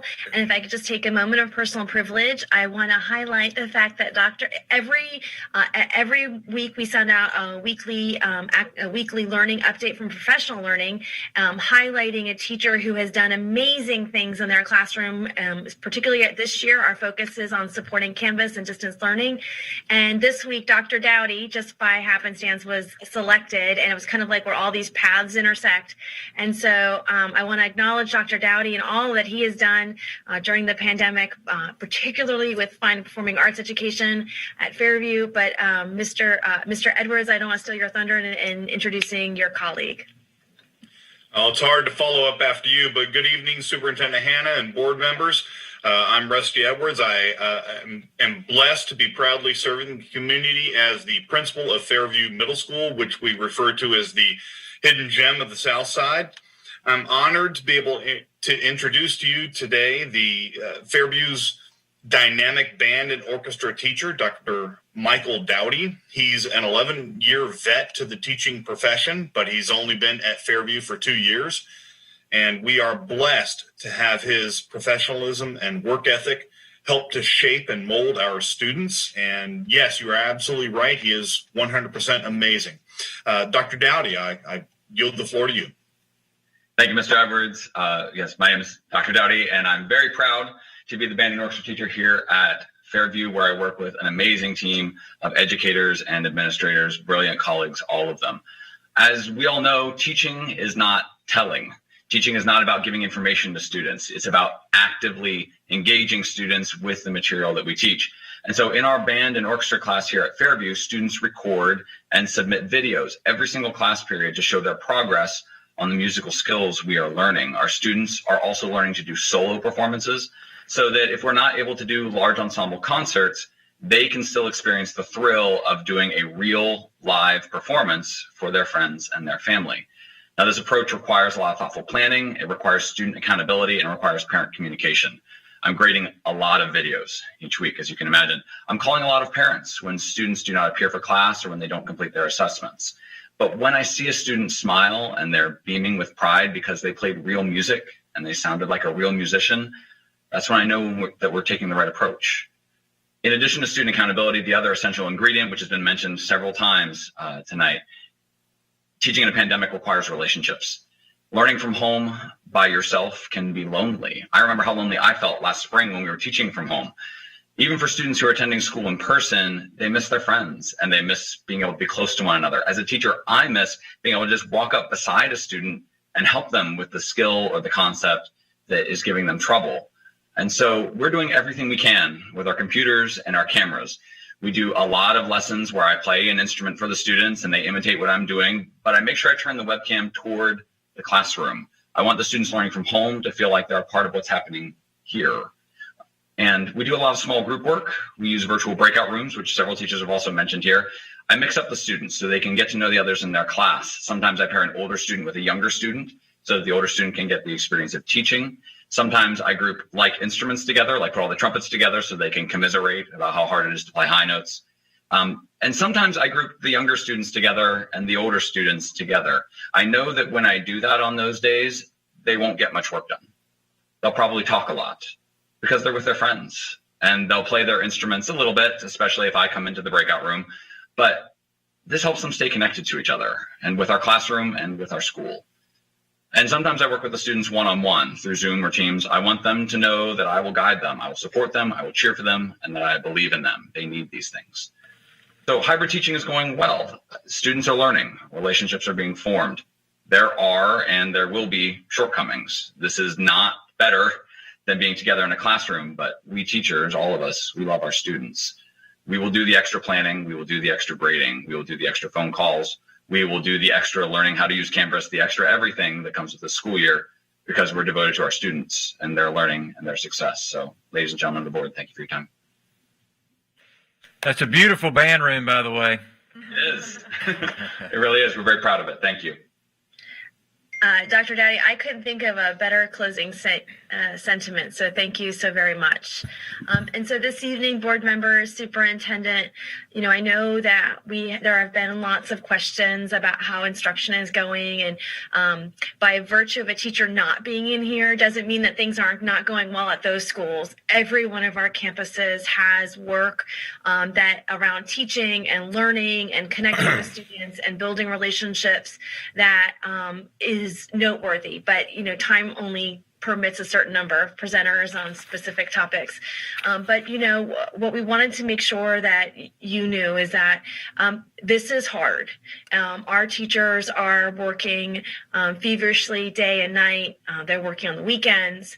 I think that maybe in August we were at a 10, and then maybe by the middle of September we were at 9.75, and maybe by the end of September we're at 9.5.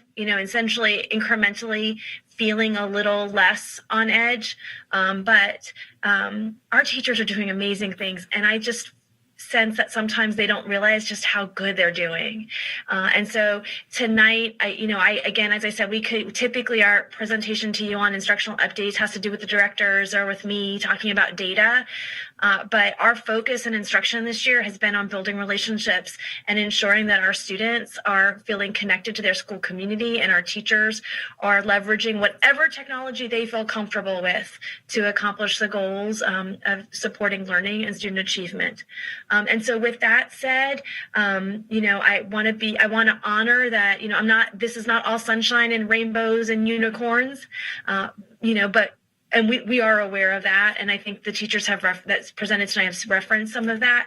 But again, tonight I hope we can all take a collective deep breath, use some of the mindfulness, and get to a place where we're 25% done with the year, and we're getting better every day. And it's under the leadership of the superintendent and yourselves that we have been given that space.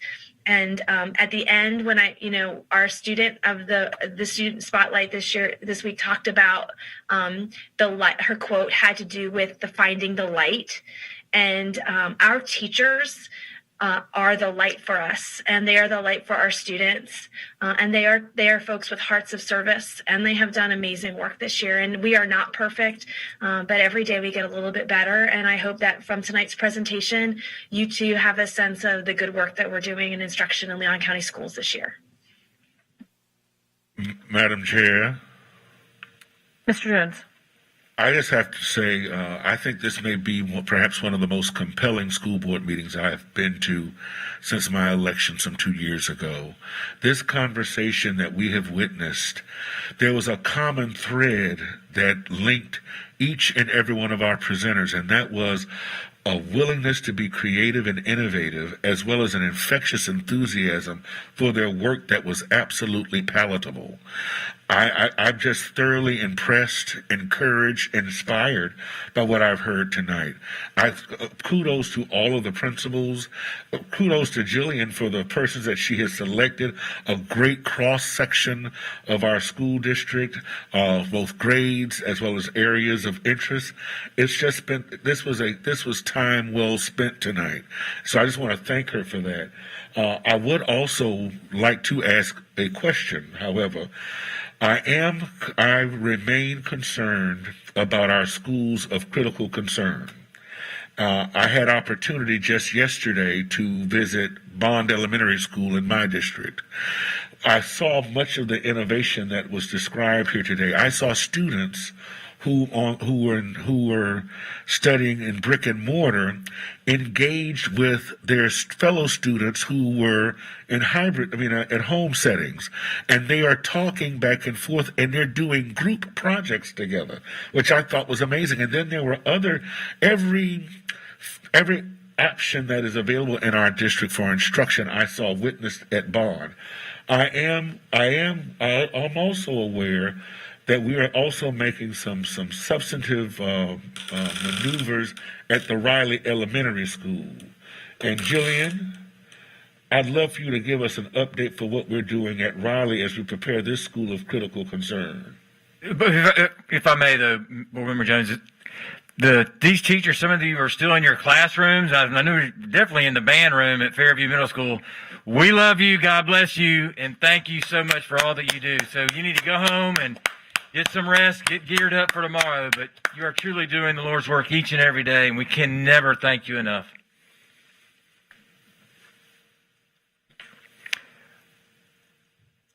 Good night. All right, Ms. Gregory, you want to respond to Mr. Jones, and then I have another remark or two, and then we need to move forward because we still have a number of reports to be heard. 5. As you are, just to make sure everyone, clear hearts and clear minds, we have 3 schools that remain in differentiated accountability: Bond Elementary School, John G. Riley Elementary School, and Griffin Middle School. And so those schools are receiving tiered layers of support from our district staff. And so what that looks like is multifaceted. One, we are constantly looking at data to analyze student growth and make sure that we are meeting students where where they are academically and then supporting them with programs and teachers. Nothing is more powerful than a teacher for students. And so we are making sure that, for example, at John G. Riley Elementary School, that at the beginning of the year, there were a couple of instructional vacancies. However, students did not have substitutes. At John G. Riley, Ms. Knight made the decision that her exemplar teachers who are reading coaches and her math coaches, they became those classroom teachers for students. And then Ms. Knight looked at her data, looked at her instructional staffing, looked at the strengths of her teachers, really listened to some of their requests, and then waited for, and then as the students came back, have worked on tweaking some group placements for students to ensure that students were receiving that level of support that they needed, whether they were brick and mortar, face-to-face, or whether they were digital academy, which included making some instructional shifts, like perhaps having a cohort model where just a teacher was teaching the DA students so that teacher could provide just a higher level of service and support to those students. Additionally, and I know my role is academics, but there is so much that we do, and we can't do academics until the needs of our students are met for health and safety and psychology. And so what that looks like is connecting with our students and providing social emotional learning and supports. There are things like the FSU football team has connected with Riley on repeated occasions and provided support.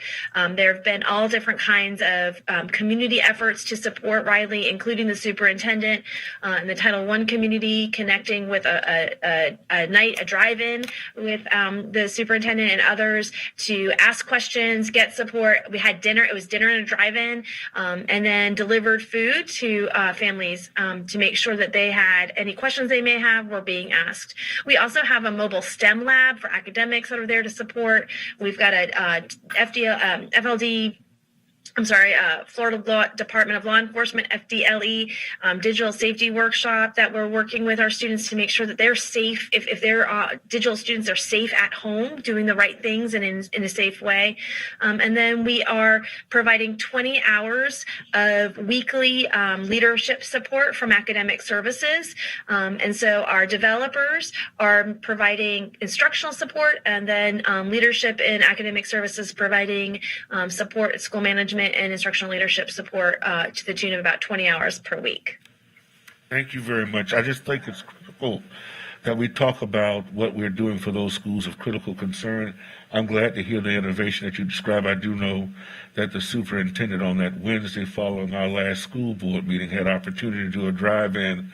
But it's good to know that those students at our Title I schools are critical concern of their needs are being addressed. Thank you. And thank you for what has been a great presentation. And we'll do a deeper dive into those schools at our next board workshop. And then finally, before we move on, look how far we've come in 6 months. Yes. Think about where we were with packets in May. Look at where we are in 6 months. And we are now in possession of all 32,000 of our devices.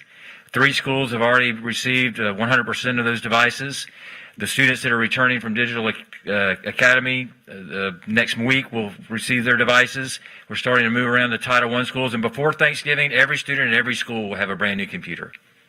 I mean, it's just, like Jillian said, every day we get a little bit better. And that's because of the hard work of everyone in this room, and most importantly, to the school administrators and our beloved teachers.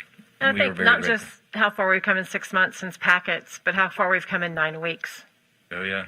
You know, when teachers were trying to adjust to the Canvas platform and hybrid models, and it's still, and I love what Jillian said at the beginning, it's still true that it can be both good and hard. And we are doing difficult things, and we're stepping up to the plate, and our teachers in particular, but also our parents and grandparents and students who are all adjusting to a new normal. So thank you for that. A great presentation. I agree, Mr. Jones. Yeah. All right, Dr. Gale, I think there's a district school advisory council up next. And then we have our students up right shortly after that, where they can get something to eat, get their homework, and get to bed. Ms. Wells. Good evening, school board members and Superintendent Hannah. My name is Janita Wells. I serve as the District Advisory Council chair this year for the 2020-2021 school year, and as well as serve as a SAC member at James S. Rickards High School. I first want to thank you for allowing me to be here. It was great to kind of hear all these updates about what's going on at other schools.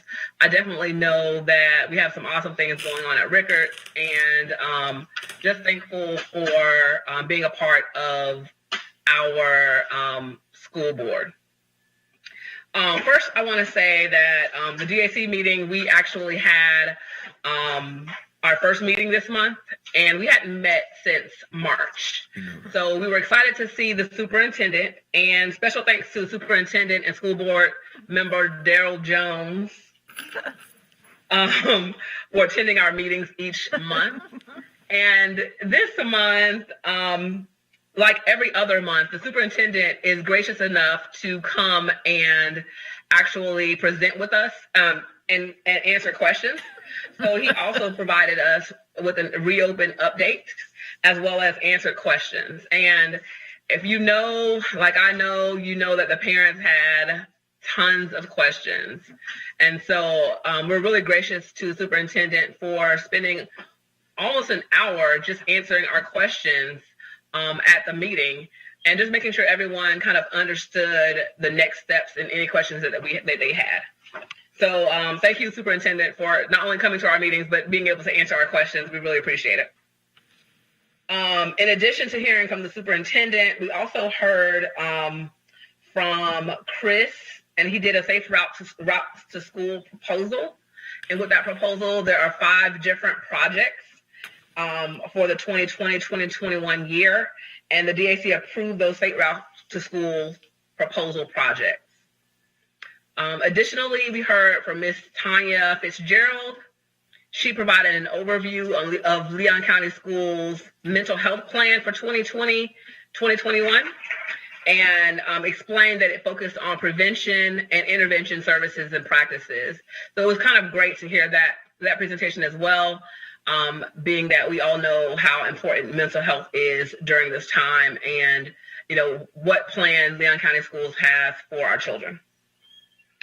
And last but not least, we heard from Dr. Gale. She provided us the revised 2020-2021 school calendar, and the DAC approved that revised calendar for the school year. Thank you for having me, and hope to see everyone next month. Thank you, Ms. Wells, and be sure to thank your assistant for joining us tonight. Yes, that was cute. Thank you. All right, that takes us to the Student District Advisory Council. Lane, are you there? Hi, yes, ma'am, I'm here. Take it away. Okay, so we had our meeting on October 21st via Zoom, and it lasted about an hour.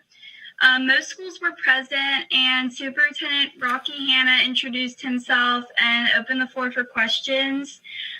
So a lot of kids had questions about whether we would be required to come back to school at some point this year. And he said the hybrid method should still continue. And someone brought up how student mental health seems to be declining and if there was anything we could do. And he said we should start trying to reinstate wellness checks. And Dr. Gale said that she will have Ms. Fitzgerald attend our next meeting to talk about mental health and come up with more ideas on ways we can help the student bodies at the different schools in the district with that. And then someone brought up if sports can play games, then why can't SGA and band attend in-person events? But he said that we're just trying to ease into things and he's working on it. And then Arsha Harris shared some poll results, celebrations, and concerns among schools. So Childs and Leon, 81% of brick and mortar students felt comfortable on campus, and 67% want to go back to having one lunch period instead of 2. 20% like block scheduling, and at Lincoln, students are complaining about masks and they want to wear gaiters. They're having problems with Canvas, and digital students feel slightly neglected and are being let out of class too early. However, most are pleased with the regulations. And then at Sale, they were saying that there's a lack of vegan and vegetarian lunch options, and they were confused about what absences are excused and unexcused. Some things never change. So that was basically everything we talked about. And then I think next is Ariana, unless you guys have any questions. That's fine. Go right ahead. Ariana? Oh, good evening, school board, superintendent, and Madam Chair. I'd like to thank you first for inviting me to speak today. I was going to discuss today about the transition from 6 months ago, the distance learning, to now with Digital Academy. At the end of the last year, we were, SDAC, Student District Advisory Council, came together virtually through Zoom to discuss the things that didn't work out during distance learning and the things that were good. Something we pointed out at the end of the last year was there were too many servers with Edmodo, Teams, everything. It was too many servers, and that we needed one main server. And with that information, our superintendent and school board was able to come up with Canvas. And it was a good thing to know that us as student leaders were able to put together our different ideas and to recommend something that our school board put into action.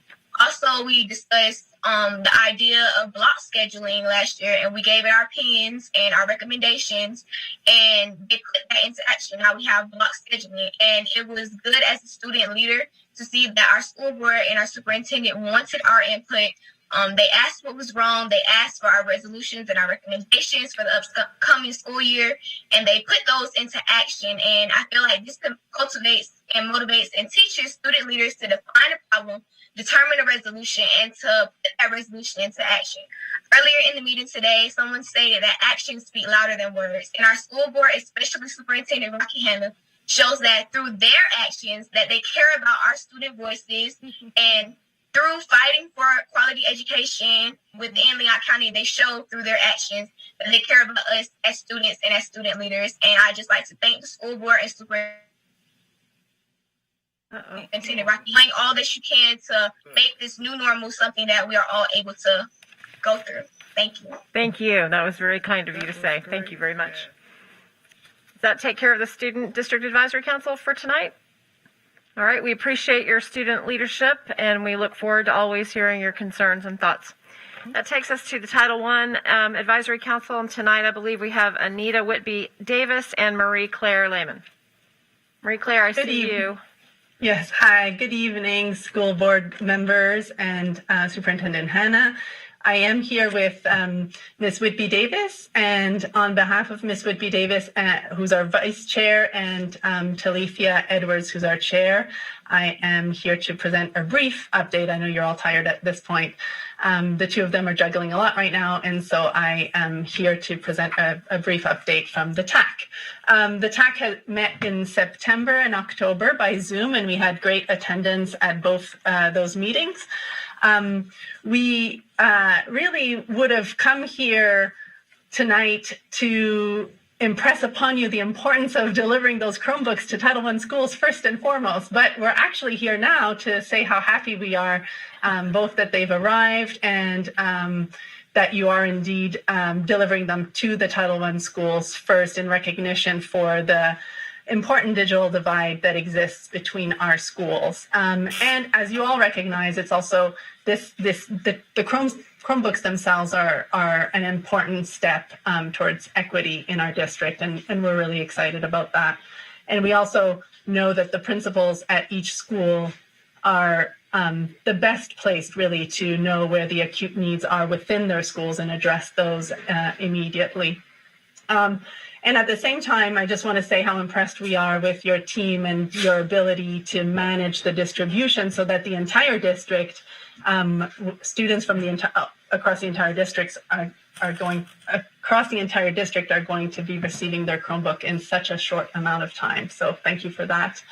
And then I guess once the Chromebooks are in students' hands, it kind of gives us the opportunity to focus on perhaps some of the remaining barriers that students and families are experiencing. And I was present earlier, throughout the meeting, and really appreciated the presentation by teachers, and Dr. Dowdy in particular touched me by his presentation, not only because he's my son's band teacher, but he really highlighted how much things have improved and how much relationships matter.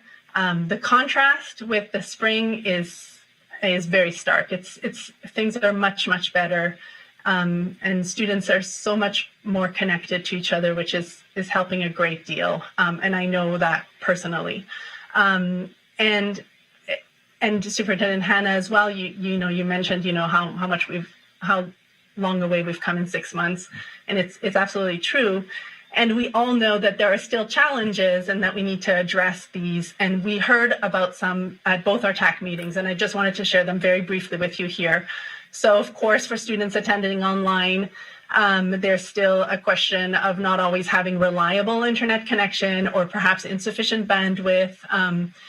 There's the isolation from peers, even despite all the efforts that everyone is doing to try to mitigate that, the lack of motivation or stimulation because they're not present with their peers at schools, and parents feeling overwhelmed. And then some of the challenges at school, of course, is the additional strain on teachers and resources and space in this transition to more students being in person, even though, of course, everyone is working very hard to be prepared for that. But there's still a potential higher risk, perhaps, that there'll be more frequent quarantines or groups being quarantined, and that then, how do we make sure we're offering them support when they are back at home? The Chromebooks, of course, will come a long way to help us with that. And then the effort on students really to learn a whole new way of learning now that they're coming into the classroom, right? They're not used to wearing masks all day, and now they will have to get used to that very quickly, and their classmates will have to compose with a new set of classmates in the classroom with them. And as we heard tonight, the schools, the teachers, the principals especially are working so hard to stay on top of everything and to address all these concerns. We know that, the students are in great hands, but we would like to help maybe from the TAC perspective. We had at our last meeting a really great suggestion by School Board Member Jones that we've taken him up on, which is to draft a survey that we hope can be sent via email to all our families with students in Title I schools. And maybe you can even use it for the entire district if you think it's appropriate. Because although there was a Title I family engagement survey that was circulated in the last couple of weeks, it was a survey from previous years that did not address the issues, as they're related to COVID, or even take into consideration the different situation that we're in. So we've drafted a survey that I'd be happy, or that I really want to share, that we really want to share with the district to find a way to circulate it, because we hope that it will help us identify the needs, the remaining challenges, and have a better and more current picture of where those students and families are still struggling and where they may lack resources, and then help us, address those needs more efficiently and without delay. And yeah, that's, a lot of what the TAC is focusing on right now, which is to really help to find ways to connect the needs with the resources that are very available in our community. So that's our report for this evening, unless I think that Ms. Whitby Davis is here, but I think that she and I worked on this together, and I'm pretty sure that I've managed to cover it all. We're phenomenal. Well, we thank you both. We thank you both for being here tonight and for your continued leadership and willingness to continue to lead in this very important conversation for Title I. I want to briefly go back to our Student District Advisory Council. Lane, if you're still on, I think Lane wanted to add one more thing, and then we'll go right into our ESE Advisory Council and then our Early Learning Advisory Council. Lane, are you there? Yes, I'm here. Okay. Did you want to add one more thing? Sorry.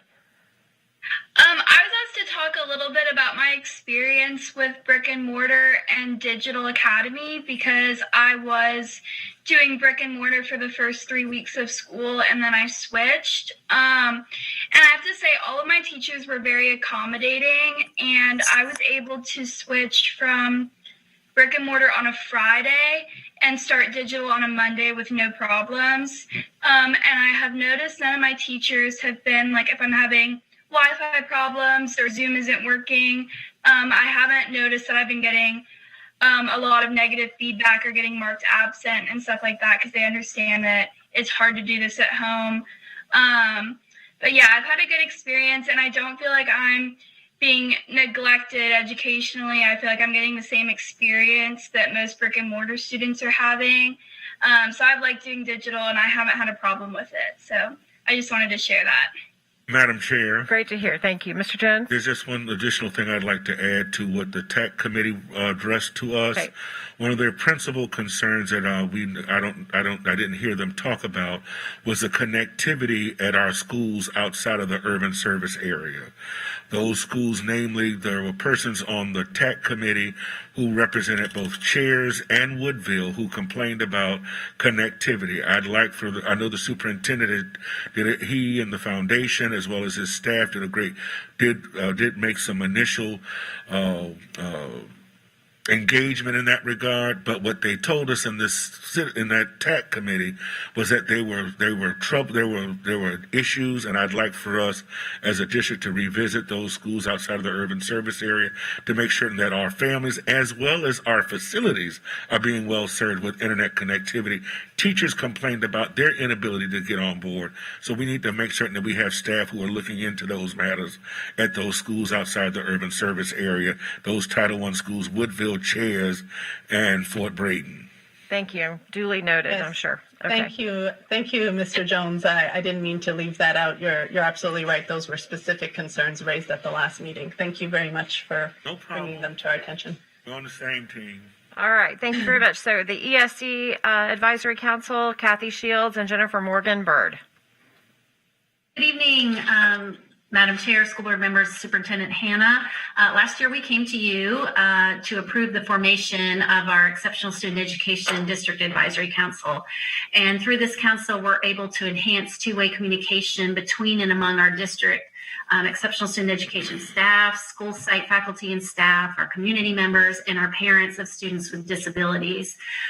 So this council provides a forum that's productive, it's supportive, and more importantly, it provides accurate information.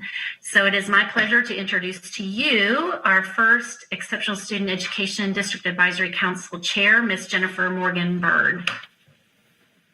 Good evening. We had our first meeting on October 5th, where we received an update from Kathy Shields regarding the Leon County Schools ESE program. I think the presentation was like 15, 20 minutes long. It was very detailed, and we really enjoyed it. But it included generally details about supports and trainings for teachers, as well as parent support for effective digital academy learning. Currently, we have 21 voting members, and we still have 4 slots that we have to fill. So we're actively looking around to fill those remaining slots. We held officer elections for the current year, and we also created 3 new committees to assist in achieving our mission to provide information to the ESE community. The first one is the Legislative and Policy Committee. The second is the Community Collaboration Committee. And the third is the Social Networking Committee.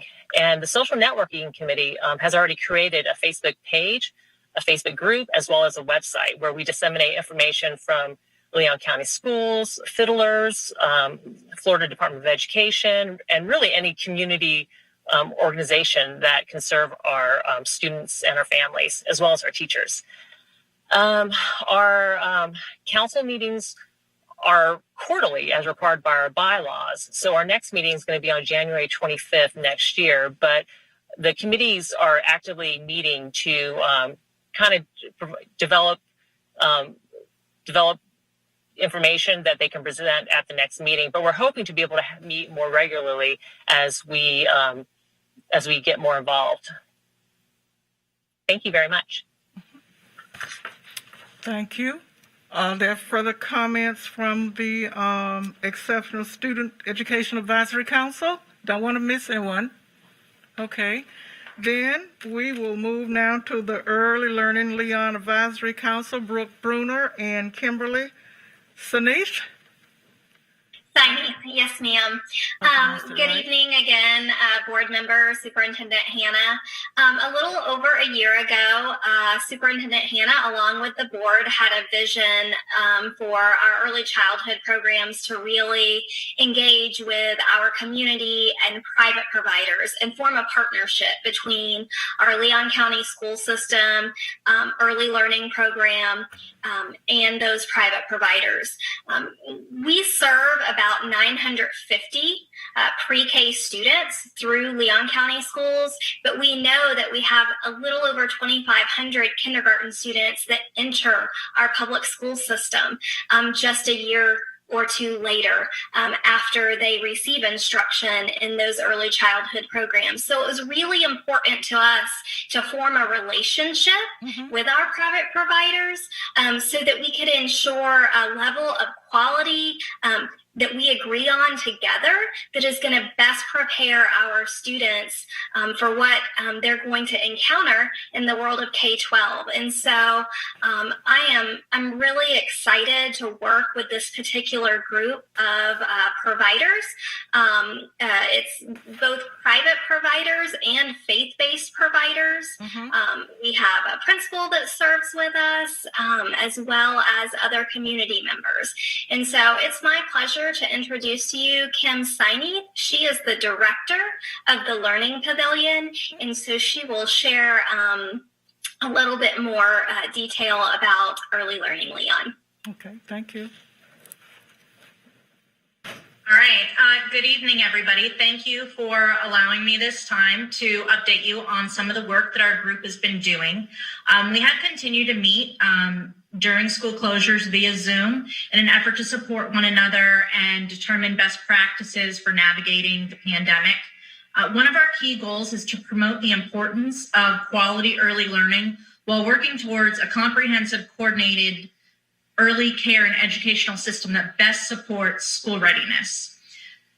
We recognized early on there was some overlap in committee members and ideals with Whole Child Leon's early childhood education and empowerment work group. This is a work group that both Brooke and I had served on.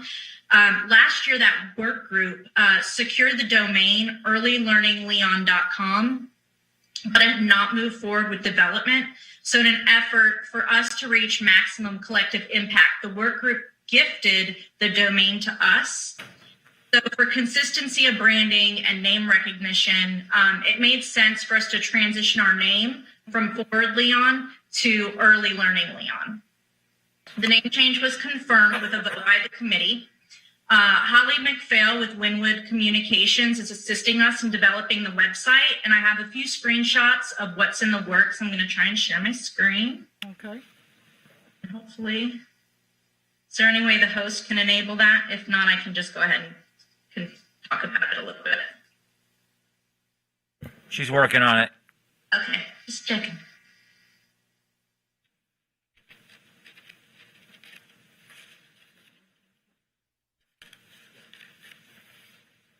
There you go. Cool.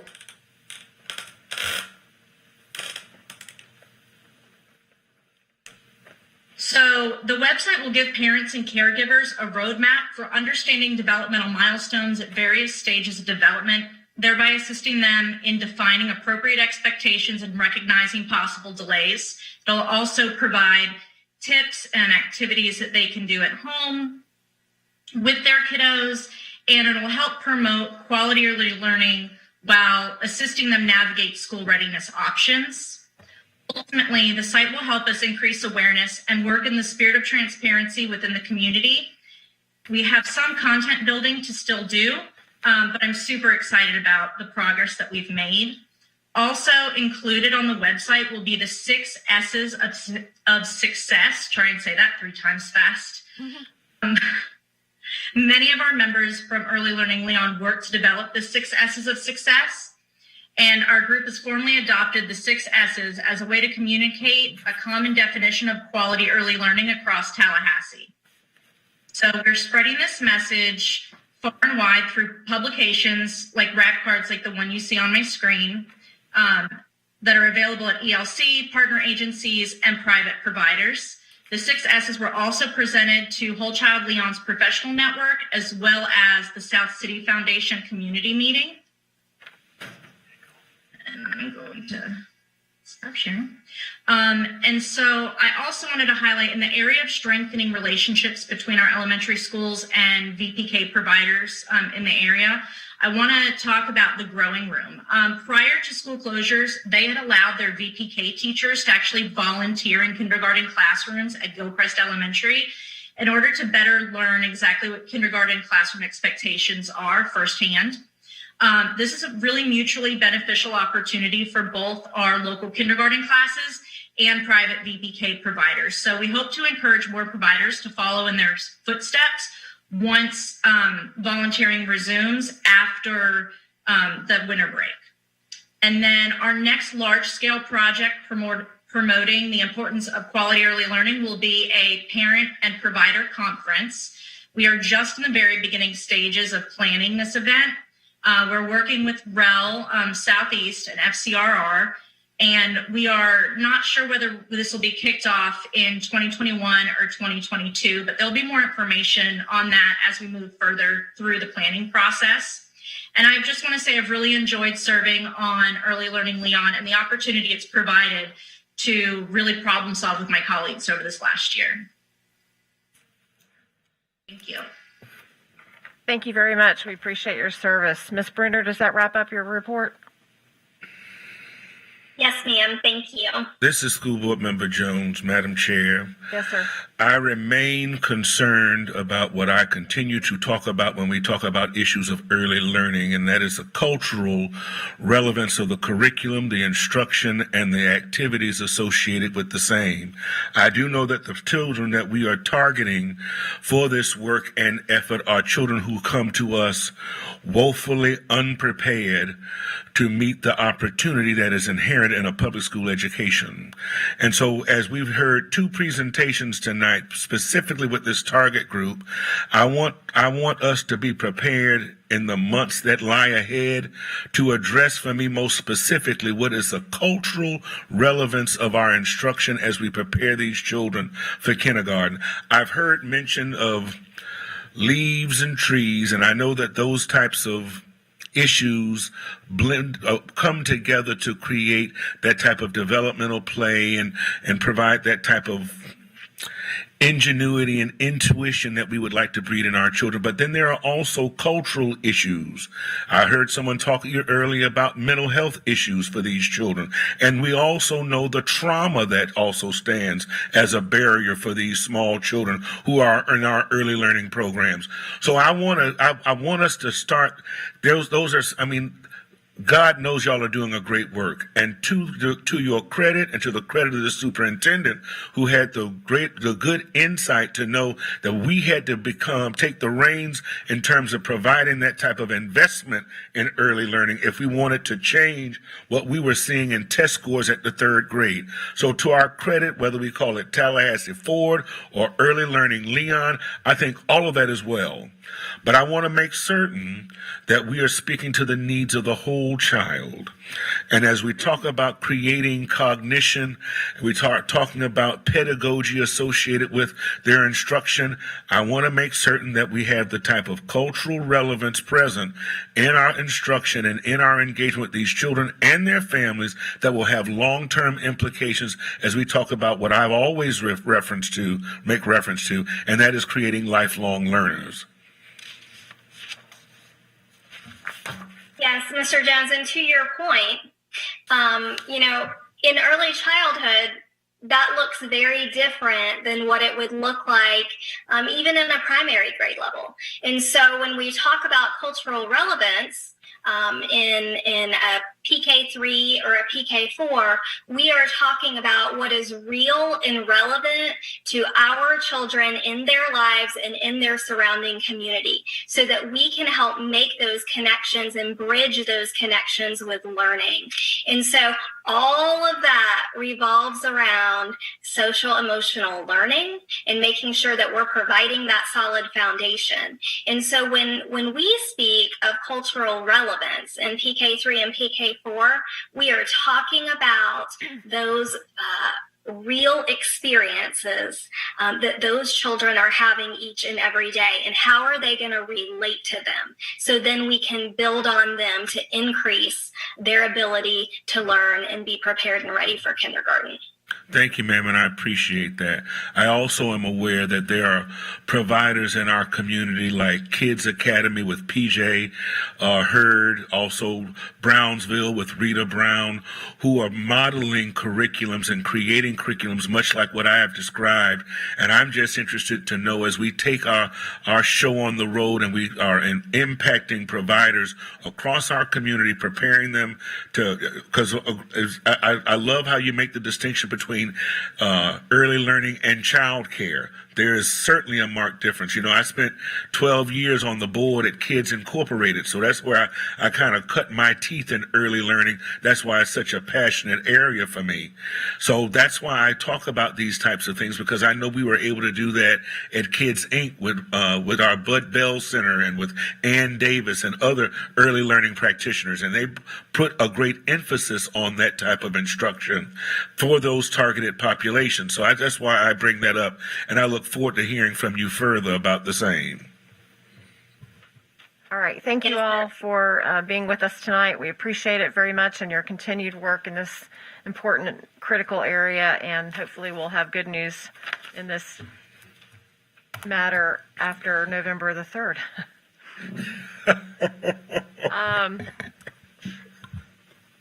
So that takes us to the consent agenda. I move consent. Moved by Mr. Jones. Second by Ms. Bowen. Without objection, show the consent agenda approved. And sorry, I hit the wrong thing on my computer. That takes us to the construction consent agenda, item 18. Move approval. Motion by Ms. Wood. Second. Second by Mr. Jones. All in favor? Aye.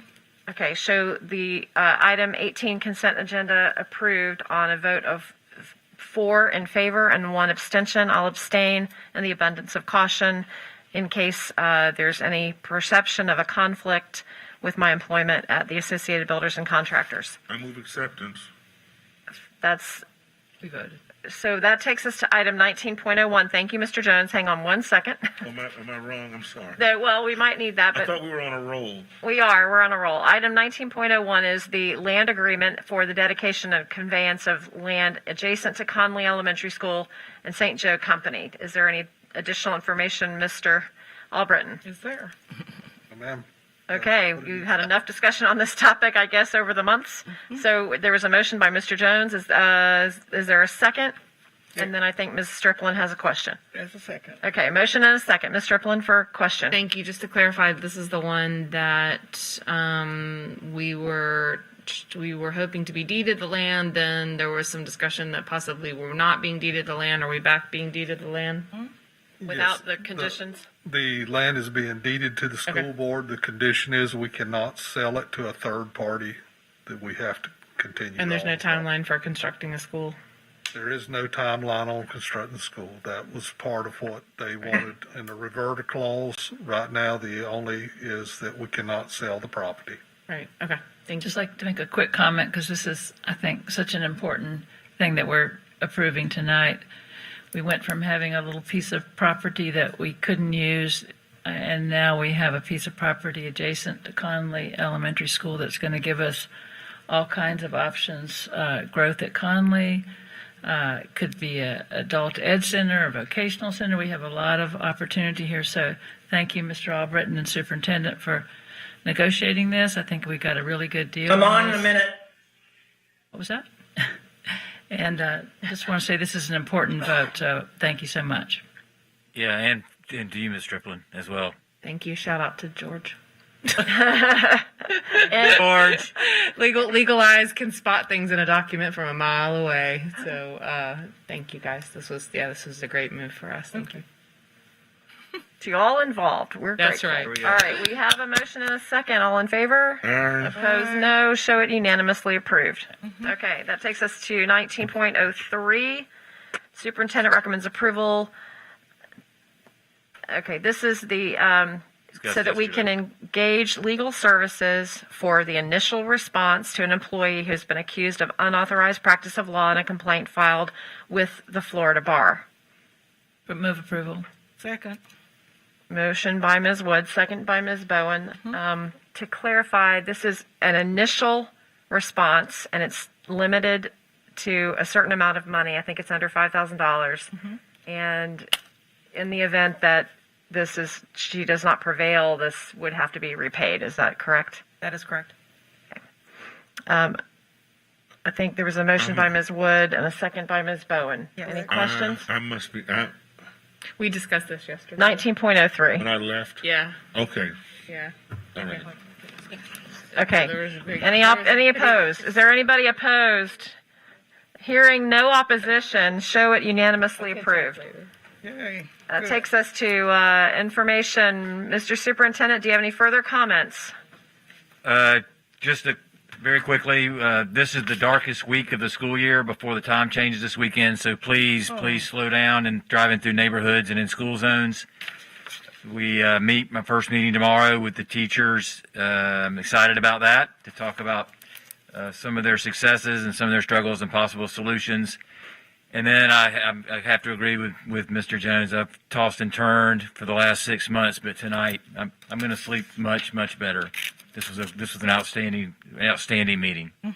Agreed. Best one in a long time. So much positivity tonight from speakers to be heard all the way through. It was wonderful. This is a huge turnaround for us in the last 6 needed it. months. Yes. So shout out to the entire district staff. Yes, all of it. Okay, new issues by board members, not to take away from the positivity.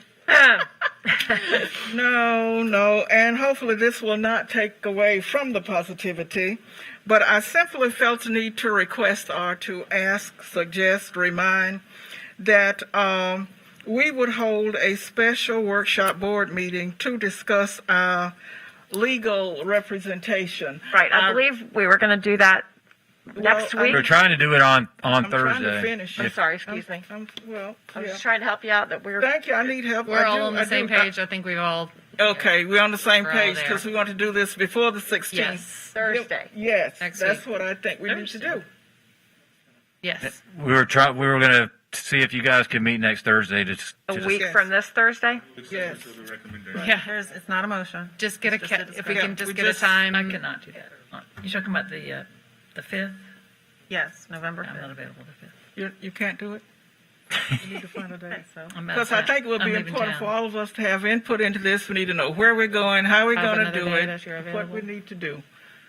Do it on the 4th, or I could do it the following week on Tuesday. I'm going to be out of town from the 5th to the. Would the 4th allow us enough time to notify the public? It would? It's a special meeting, so it only takes 48 hours. Okay, well, good. The 4th, it sounds like. Okay. And then, because we can talk. No? What happened? Nothing. No, it's good. The fourth will work fine. Okay, great. All right, that takes care of that. The afternoon of the 4th, right? Yes, 3 p.m.? please. I'm not a morning person at all. 3rd is a PM? big day, as we know. Wednesday the 4th at 3 p.m. No, I can't do 3. I can do 4. Wednesday the 4th at 4 p.m. 4 p.m.? 4th at 4. 4th at 4. Dee Dee, are you checking? Okay. Chair's checking. We all need to be there. Okay. All right. Okay. Ma'am? You have another one, Ms. Owen? I do have another one. On 24.02, differentiated accountability schools updates. I've been talking with the superintendent and many of his assistant superintendent and principals and just everybody involved, but I really am asking for this to be the kind of update. So given that we're where we are in this new way of living in life with the pandemic, and I want to know what's happening at our schools, particularly those that need additional assistance, and identify the schools, bring us the information, the accomplishments, the needs, the challenges, just an update to let us know. And I think our constituents want to know too. Often we get many questions in various places, church, the fish market, wherever, Facebook. And so this would provide an opportunity for those individuals out there who have need to know, and all of them should, I think, get the information about what's happening at those schools that, again, I will say that need additional assistance, what the challenges are, what the parent-teacher relationships are like, to focusing on the connectivity, all of those things that are being done to assist and help those schools to come up to a higher level of achievement. And to the extent, Mr. Superintendent, this certainly is your ball of wax, not mine, but I think it would be a good time, given we're into this 9-week period, to even hear about the number of students that have returned.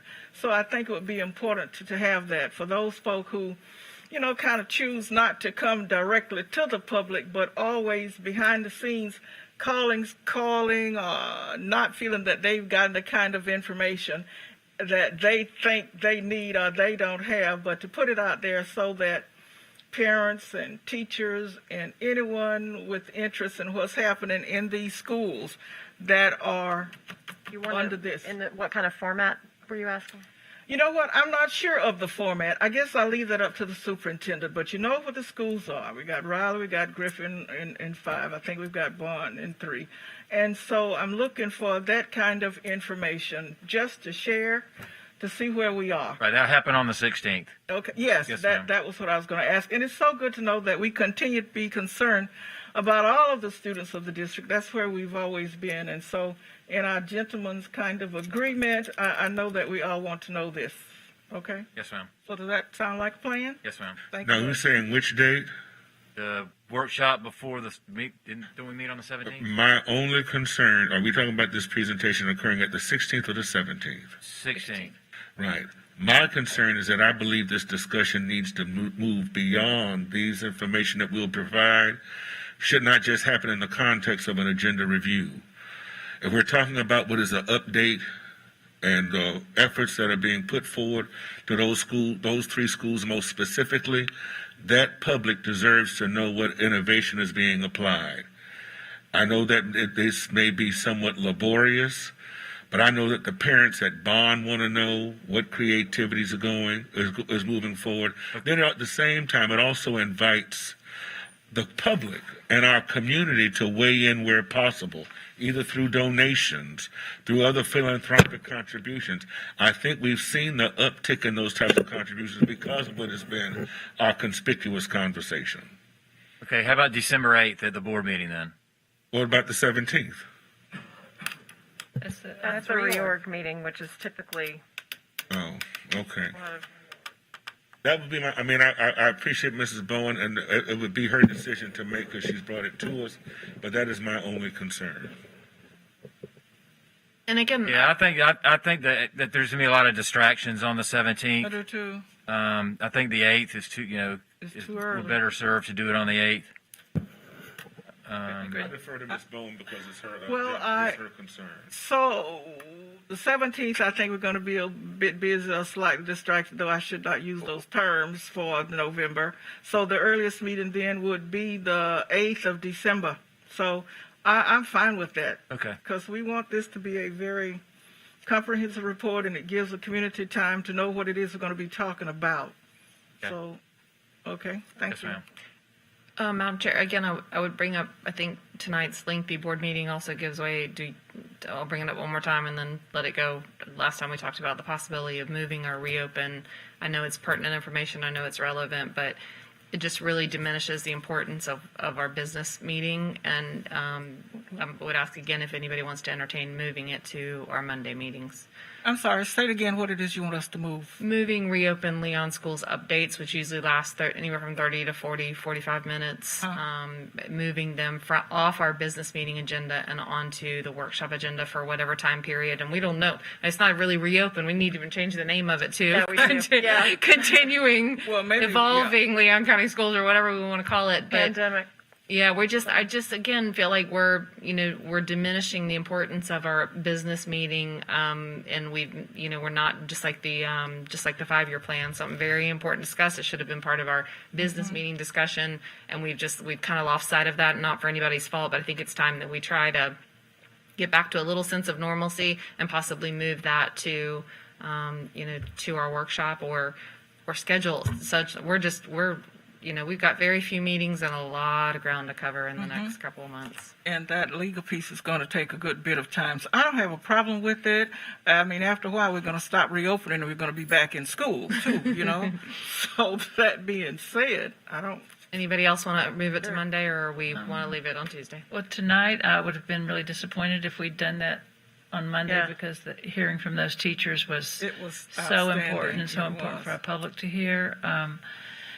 As we move on, I think what you're saying is it's going to be less and less about reopening because we've reopened and just updates. So that might be appropriate. Also, we've talked about moving that to a televised workshop, and that would also, allow the public to hear more as well. If we're going to talk about all our updates, then I think we should do that. If we're prepared to make a decision tonight regarding it, I think that what we attempted to do yesterday is that we had the reopening of schools update with a great deal of the technical information that is provided us in terms of the impacts on classrooms and teachers in terms of those persons who may have been impacted by COVID and its impacts on our schools and our facilities.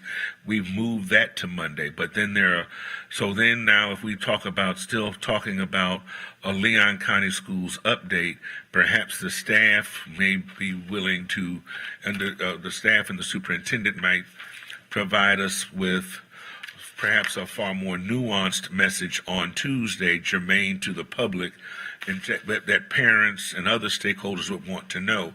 I don't think it should be either or, but it could possibly be both and.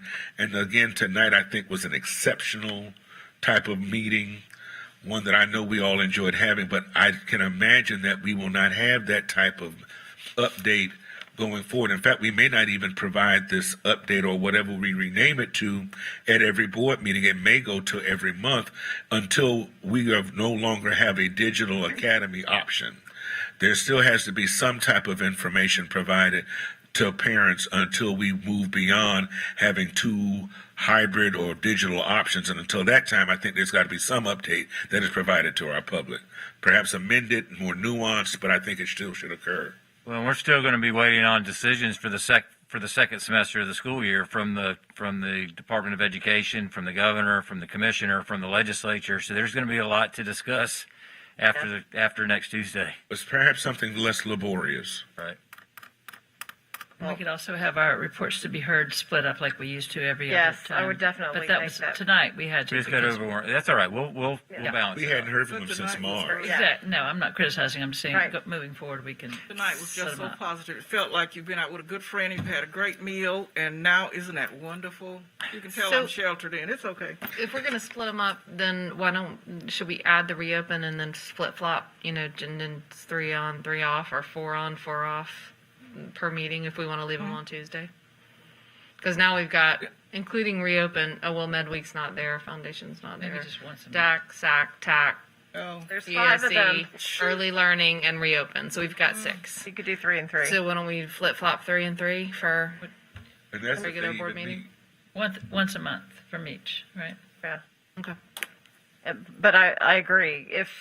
I think we add the reopen or whatever we want to rename it as needed. And in the event that there are major shifts coming from the state, Yeah, I those agree. those need to happen as often as they need to happen. So. But on the note of Ms. Bowen and our lovely meal we've had together, she moves, we rise. I do. Sir. I do. I had continuing